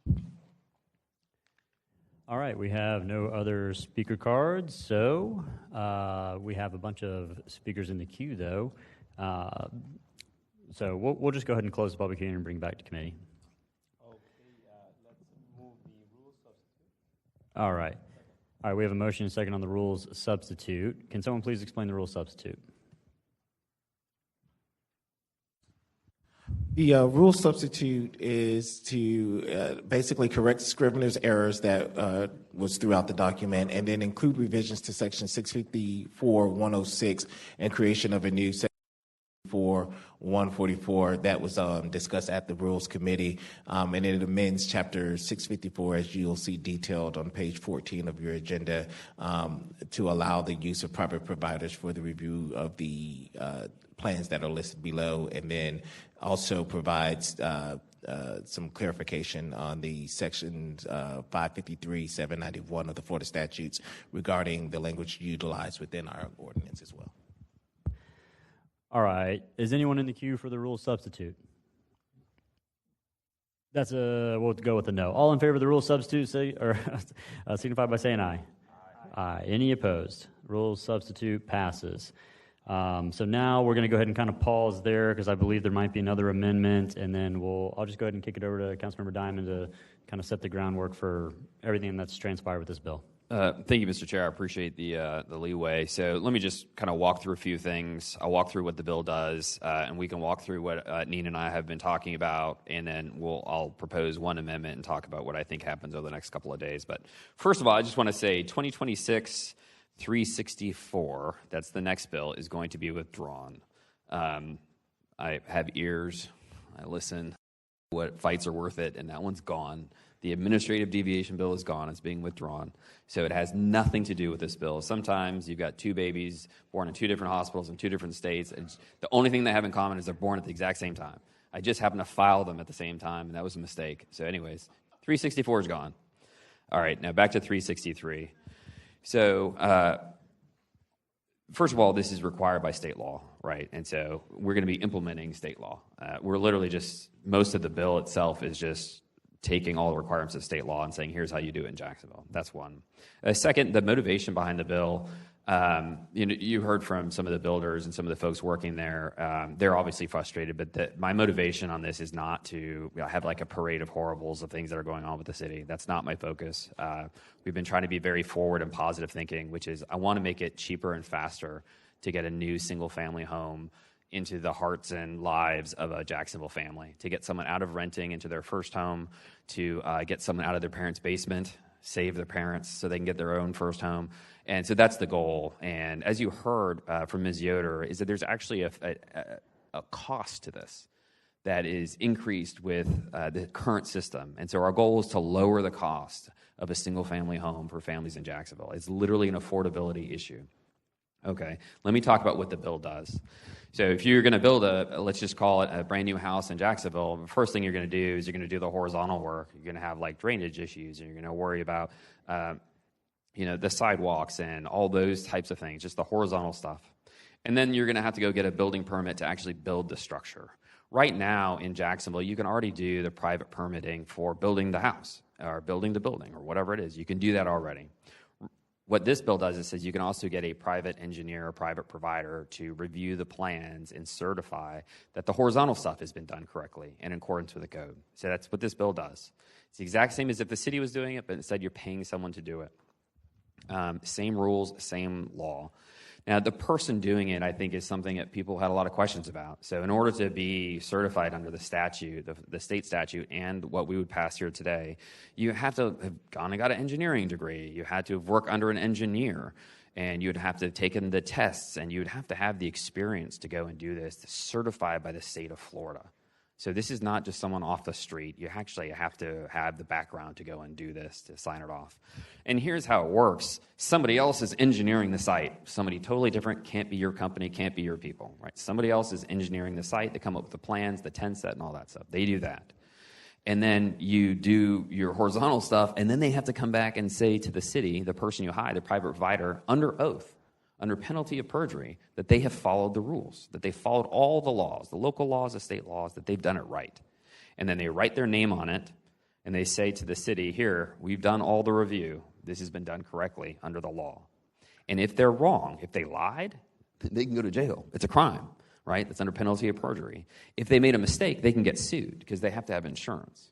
So if you're a homeowner or a builder or whatever and you want to use a private provider, you actually have a little bit more protection than if the city were to do it, because you can't sue the city for getting the review wrong, but you can sue a private provider, so it has that bit of a benefit. Okay, so that's what the bill does. That's why I propose this legislation, and state law requires it anyways. Okay, so let me go through the hit list of what I've been working with Ms. Sickler about, and so everybody hears it from me. It's been a very good professional discussion here, and I think we really have our hearts and brains focused in the right direction, which is to do right by the city of Jacksonville.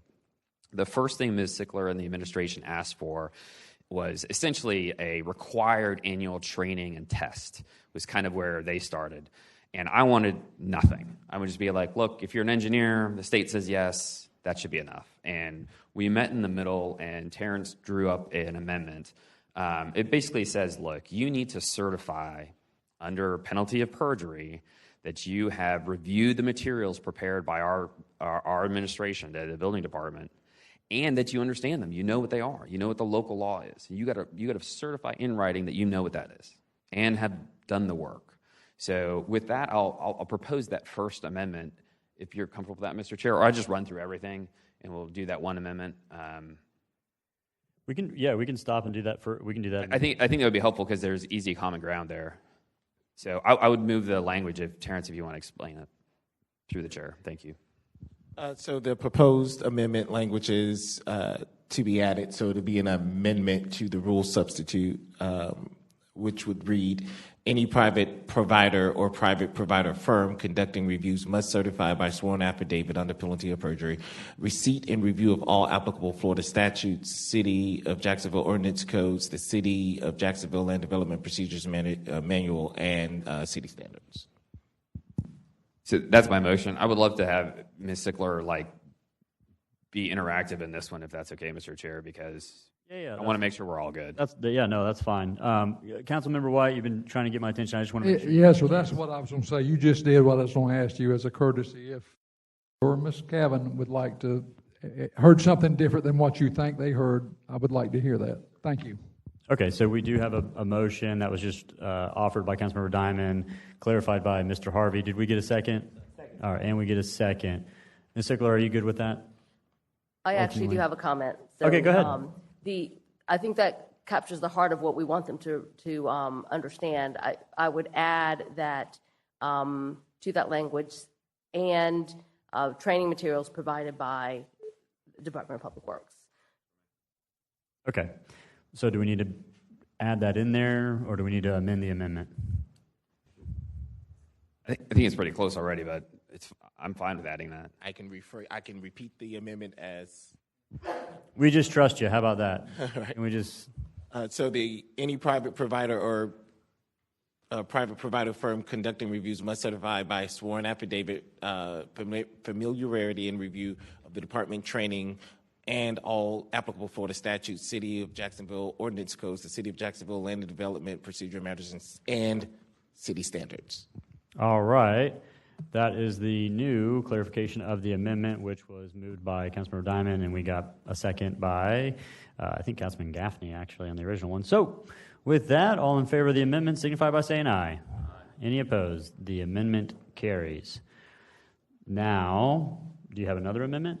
I'd like to discuss where we're at with these other pieces of the puzzle. So that's fine. And so there will be no other amendments from me today. And so this is the version of the bill I'd like to pass out today, but I want to put on the record kind of what we've been discussing. So the second thing, and Ms. Sickler discussed it, was, you'll have engineers are going to review plans, and sometimes, you could have like a 500 house subdivision, and inside that there's going to be drainage and roads and sidewalks, which are going to be turned over to the City of Jacksonville for maintenance, right? And so Ms. Sickler's concern, and I'm just going to phrase it for you, if I get it wrong, please let me know, was that, hey, they wanted to review those because the city's going to have to manage it.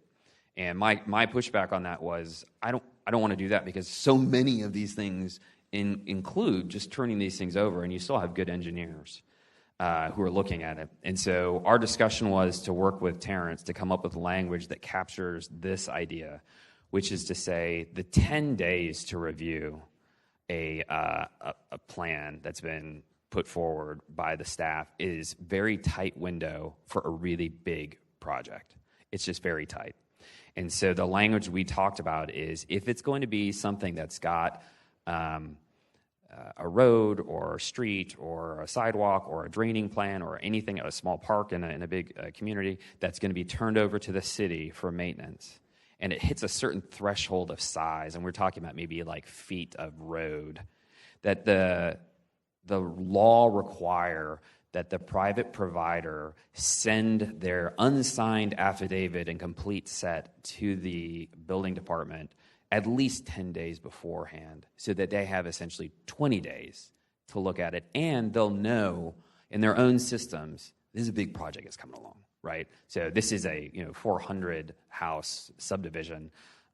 Let's make sure that we get the drainage and all that stuff right, and we want to review this with an extra careful eye. I think that makes a lot of sense, because if the city's cost, I mean, you could sue the private provider, you could sue the engineer, you could do a lot of things. You could go get insurance money, but at the end of the day, like, we want to avoid that. We want to avoid problems, and so the idea here would be that they would have a little bit extra time to go make sure it was done right.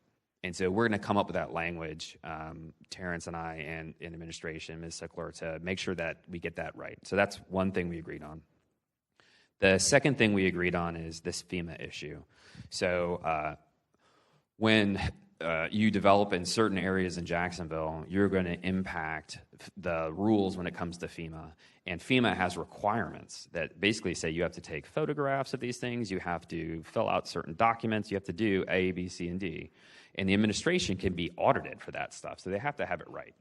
And so what I agreed to do is to find language with Terrence and the administration is, hey, if this is a FEMA impacted thing where we could get audited, it's one of those things, that the private provider has to do all that work and then submit it properly to the administration with the rest of the engineering review. So that's what that piece would look like.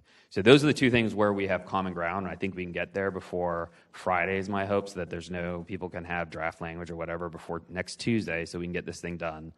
The one place where we didn't agree, and this is just a respectful policy disagreement, and it's okay, is the administration wanted to have the right to send their own people for the review of tree mitigation and all that. And I think that an engineer could figure that out and look at the rules and how big a tree is and get it right. So we can have that. That's the one thing where we're not on the same page. I don't think it's a deal breaker for me if it's not in there. Like, it's a big deal to me. I think that's going to be onerous, but I don't know where the administration is on that. It's just the one place where we didn't have common ground. It's not in the bill now, so it's not in there. It just allows the engineer to do it. Okay, so I'll stop there, Mr. Chair, but I'm happy to answer questions, or I don't want to do a lot of sausage making tonight, because I promise we will go work in good faith to try and get this done. Yeah, so my understanding is you've got about 20-30% done, and you're going to bring the rest of the amendments at council on Tuesday as like floor amendments.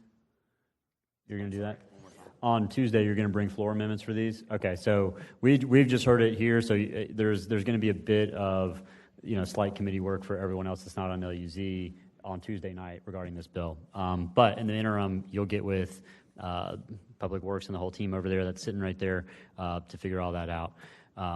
People are in the queue. The bill is ready to move, but we can get questions answered on anything that Mr. Diamond has said. So we can go to Councilmember Arias. You're recognized. Thank you, Chair. I first of all, I want to be out as a co-sponsor to this bill. I think this is an important piece of legislation for our city and for our small business community. Since I've been on council, even before council, one of the biggest things I've been hearing is permitting, building department. And I know while the administration has done tremendous steps to move forward, I think we still have a lot more work to do. And I think this actually helps in that effort. Like I said, it's a combined effort between everybody, and the onus is on all of us to expedite this. It's not just cost savings in the terms of dollars, but also time. By doing this, I would assume we're going to save easily 6 to 7 weeks, if not more, on permitting processes for our developers and our small businesses. So anything that we can do here as a body of council members to expedite this and to make sure that it's done in a correct fashion, I'm on board for that. One of the things that I was actually, when I was taking notes, I was just thinking out loud. I was like, I would love to have these private inspectors vetted annually, and you guys talked about this. So we made that amendment, and I had it on my notes prior to that. So I'm glad that's already in there too. Once again, I want to be out as a co-sponsor. This is important, and I agree. I think the tree and the tree part is actually another piece of information. So, Mr. Diamond, very quick through the chair, we're going to vote on this today. The tree component, that's also a deal breaker for me. It's not on this bill. So what are we going to do about that later on? Are we going to bring another bill later on for that, or? Let me be clear. Sorry, I think we're kind of mixing stuff up. So right now, if you go and you want to do your horizontal work and all the rest, one of the things you have to do is get a tree study, and then you have to do the work on what the tree study tells you, and you have to pay in, and there's an equation to it. The way it's currently written, the private provider could do that and certify to the city, whatever that is. The administration's point of view was, hey, you could get a crappy dude who just does this for his buddy, and the city's not going to get as much money as they should. That was their concern. I think these folks are professional. It's also, I've heard from the constituents out there that was one, it was a deal breaker for them. They were just like, absolutely not. And so it might seem like a quirky thing, but the city will still get its money. If there turns out to be like a huge problem, like we can always come back and revisit that section. That's my 2 cents. I agree. And while I still have the floor, we're kind of already solving that issue by vetting these private inspectors anyway. So if the city approves of that entity, then we should have no issues with that part as well too. So I'm good with this as me a co-sponsor, and I'm ready to take a vote. Thank you. All right, Councilmember White, you're recognized. Yes, sir. Sounds like we're getting pretty close from where it was in rules, because we left it just agreed on one thing and not the other three. Now we just got one left. And I've actually witnessed that crappy guy that somebody got that took some trees down that shouldn't. So I'm sure there's some way we can get a little closer, but we've got some time between now and Friday and next week. So let's keep working on that piece. Thank you. All right. Final speaker, Councilwoman Clark Murray. Oh, and then we have Councilmember Gaffney. Go ahead, Ms. Clark Murray. Yeah. Thank you, Chair. Through the Chair to Councilmember Diamond, I know you stated that Florida statute guides a lot of the information and the work that you did with the Public Works Department, Ms. Sickler. You also mentioned about whether or not there's a large project and to add 10 additional days or additional time for submitting that information to the city. So does the statute guide how much time or a minimum amount of time? Through the chair, that's a great question. So right now it says 10 days. Maybe what I was trying to do is build, without having to open the city up to potential litigation in a conflict with the statute, I decided to say, instead of saying they get an extra 10 days on the back end, I said they have to submit it for pre-approval, sort of, kind of like a first review 10 days ahead of time, which would then give the department 20 days to look at a big project, as opposed to just 10. And they would also be kind of signposted that, hey, a big one's coming through. Let's make sure this is correct. So again, I mean, the 10 days seemed reasonable, but I was open-minded, just like, what does it take when there's a big one coming through to get it right? Thank you. Thank you, Chair.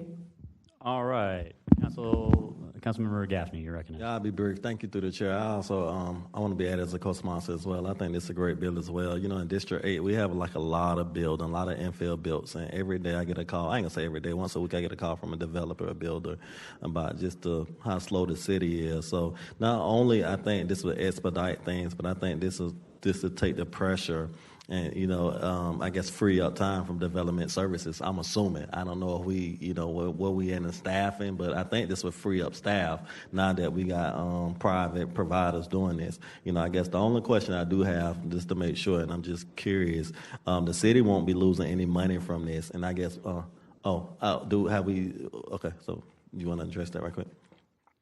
Through the chair, yeah, the city would lose money. I mean, if it's X dollars for the city to do it, and instead they're paying a private provider, instead of that money going to the city, it'll go to the prite provider. So yeah, I mean, ideally that would free the city up to do other work, but there's no doubt there's a fiscal cost. Yeah, and I close it out because I know it's time to go. I guess the trade-off is affordable. We could get more houses on the ground, and once we get more houses on the ground, then we could start paying about. I ain't gonna say stop hearing about it, but at least we'll cut the deficit, in terms of putting more houses and more density and more units on the ground, and people could have somewhere to stay, because right now rent is high, and I understand we got to get some houses on the ground. So my last question, this would cut, I guess the builders right now is taking anywhere from like 6 months to build a house. This would cut it now, what, 2 or 3 months maybe, 4 months? Through the chair again, very hard to say, right? Especially until you get the private providers rolling. I mean, ideally there would be a lot of them, and you could do things very quickly. So I don't want to make a false promise, but talking to the builders, they're telling me that there's an extra month to 6 weeks added minimum, and on some bigger project, it could be substantially longer. All right. Council Member Arias, you're recognized. All right, thank you, Chair. Just to clarify, while if this goes through and we have the private providers doing the inspections, can any applicant say, you know what, I'd rather use a city? Is that still an option? And if so, I would assume the city route is probably more affordable than the private provider route, or do we know the numbers? Are they equivalent? Through the chair. So, yeah, you go the city route, which is a scale, and it's published, and you can figure out exactly what that is. Typically, and I was looking on the building, the permit side, they tend to track pretty close, but it's a free market out there, right? So I can't say for sure what that would look like, but the city's prices are out there. You can compare that to a private provider. And I'll tell you this, like for the most part, it's going to be these big infill builders who are going to use the same private provider over again. I would assume that they'll get a good deal by doing 300 reviews a year or 50 reviews a year. So that would be my best guess. Yeah, as long as we give people the option, I'm okay with that too. So that's all I wanted to know. Thank you. All right, we have no other speakers in the queue, and we do want to roll those amendments together into, I guess, one LUZ substitute, or however you want to word it. So otherwise, we had a motion and a second on this previously, right? Before we had all this discussion? Add a... Okay, we have a motion, as twice minutes, a second. Now you correct. Got it. All right, open the ballot, record your vote.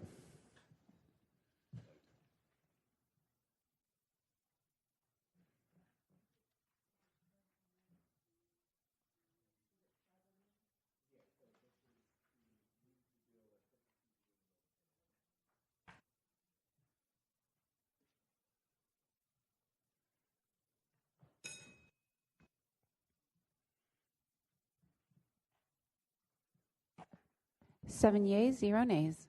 By your action, you've approved 2026-363.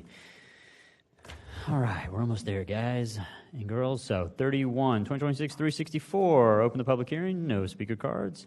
Oh, wait, sorry, one speaker card. Tony Langles. Come on, Tony, I'm withdrawing it, man. Yep, that would be correct. Yeah, you read the room. Mr. Langle's reading the room. We like it. We're going to close the public hearing and bring it back to committee. We have a motion and a second on the withdrawal. No discussion. Open the ballot. Record your vote.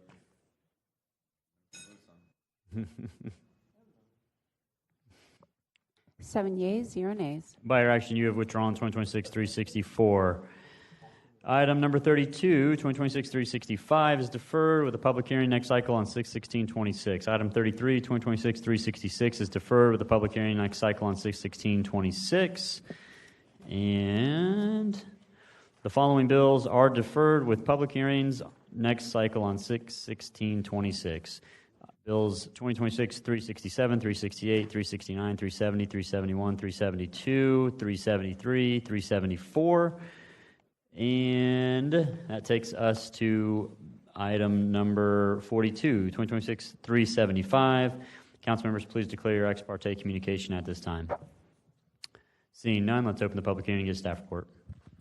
2026-375 seeks to reduce the required minimum road frontage from 48 feet to 11 feet to allow for the development of a single-family dwelling on a vacant lot that's currently zoned RLD 60. The property is a flag-shaped lot with 11.76 feet of road frontage. Per Part 4 of the zoning code, no dwelling may be constructed on a lot in a residential zoning district unless the lot has frontage on a public or approved private street equal to not less than 80% of the minimum lot width. The existing parcel is located within the Jacksonville Heights subdivision, where many surrounding properties have similar flag-shaped configurations. The parcel was originally subdivided from a larger parcel around 1985 and has remained in its current configuration since before the adoption of the comprehensive plan in 1990. Because the parcel is not considered a lot of record, a waiver of road frontage is required in order to construct one single-family dwelling. There's been one previously approved waiver of road frontage for X-Line Road, and that was 2017-391 at 7227 X-Line Road. For these reasons and those in the staff report, we forward a recommendation of approval. All right, we have one speaker card. Rob or... Oh, it's John? Oh, okay, yeah, questions only. Mr. Robert Ordonio was here for support and is questions only. So let's close the public hearing and bring it back to committee. All right, we have a motion. Do we get a second? Second on the bill.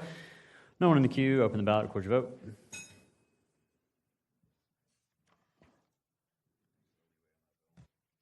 No problem.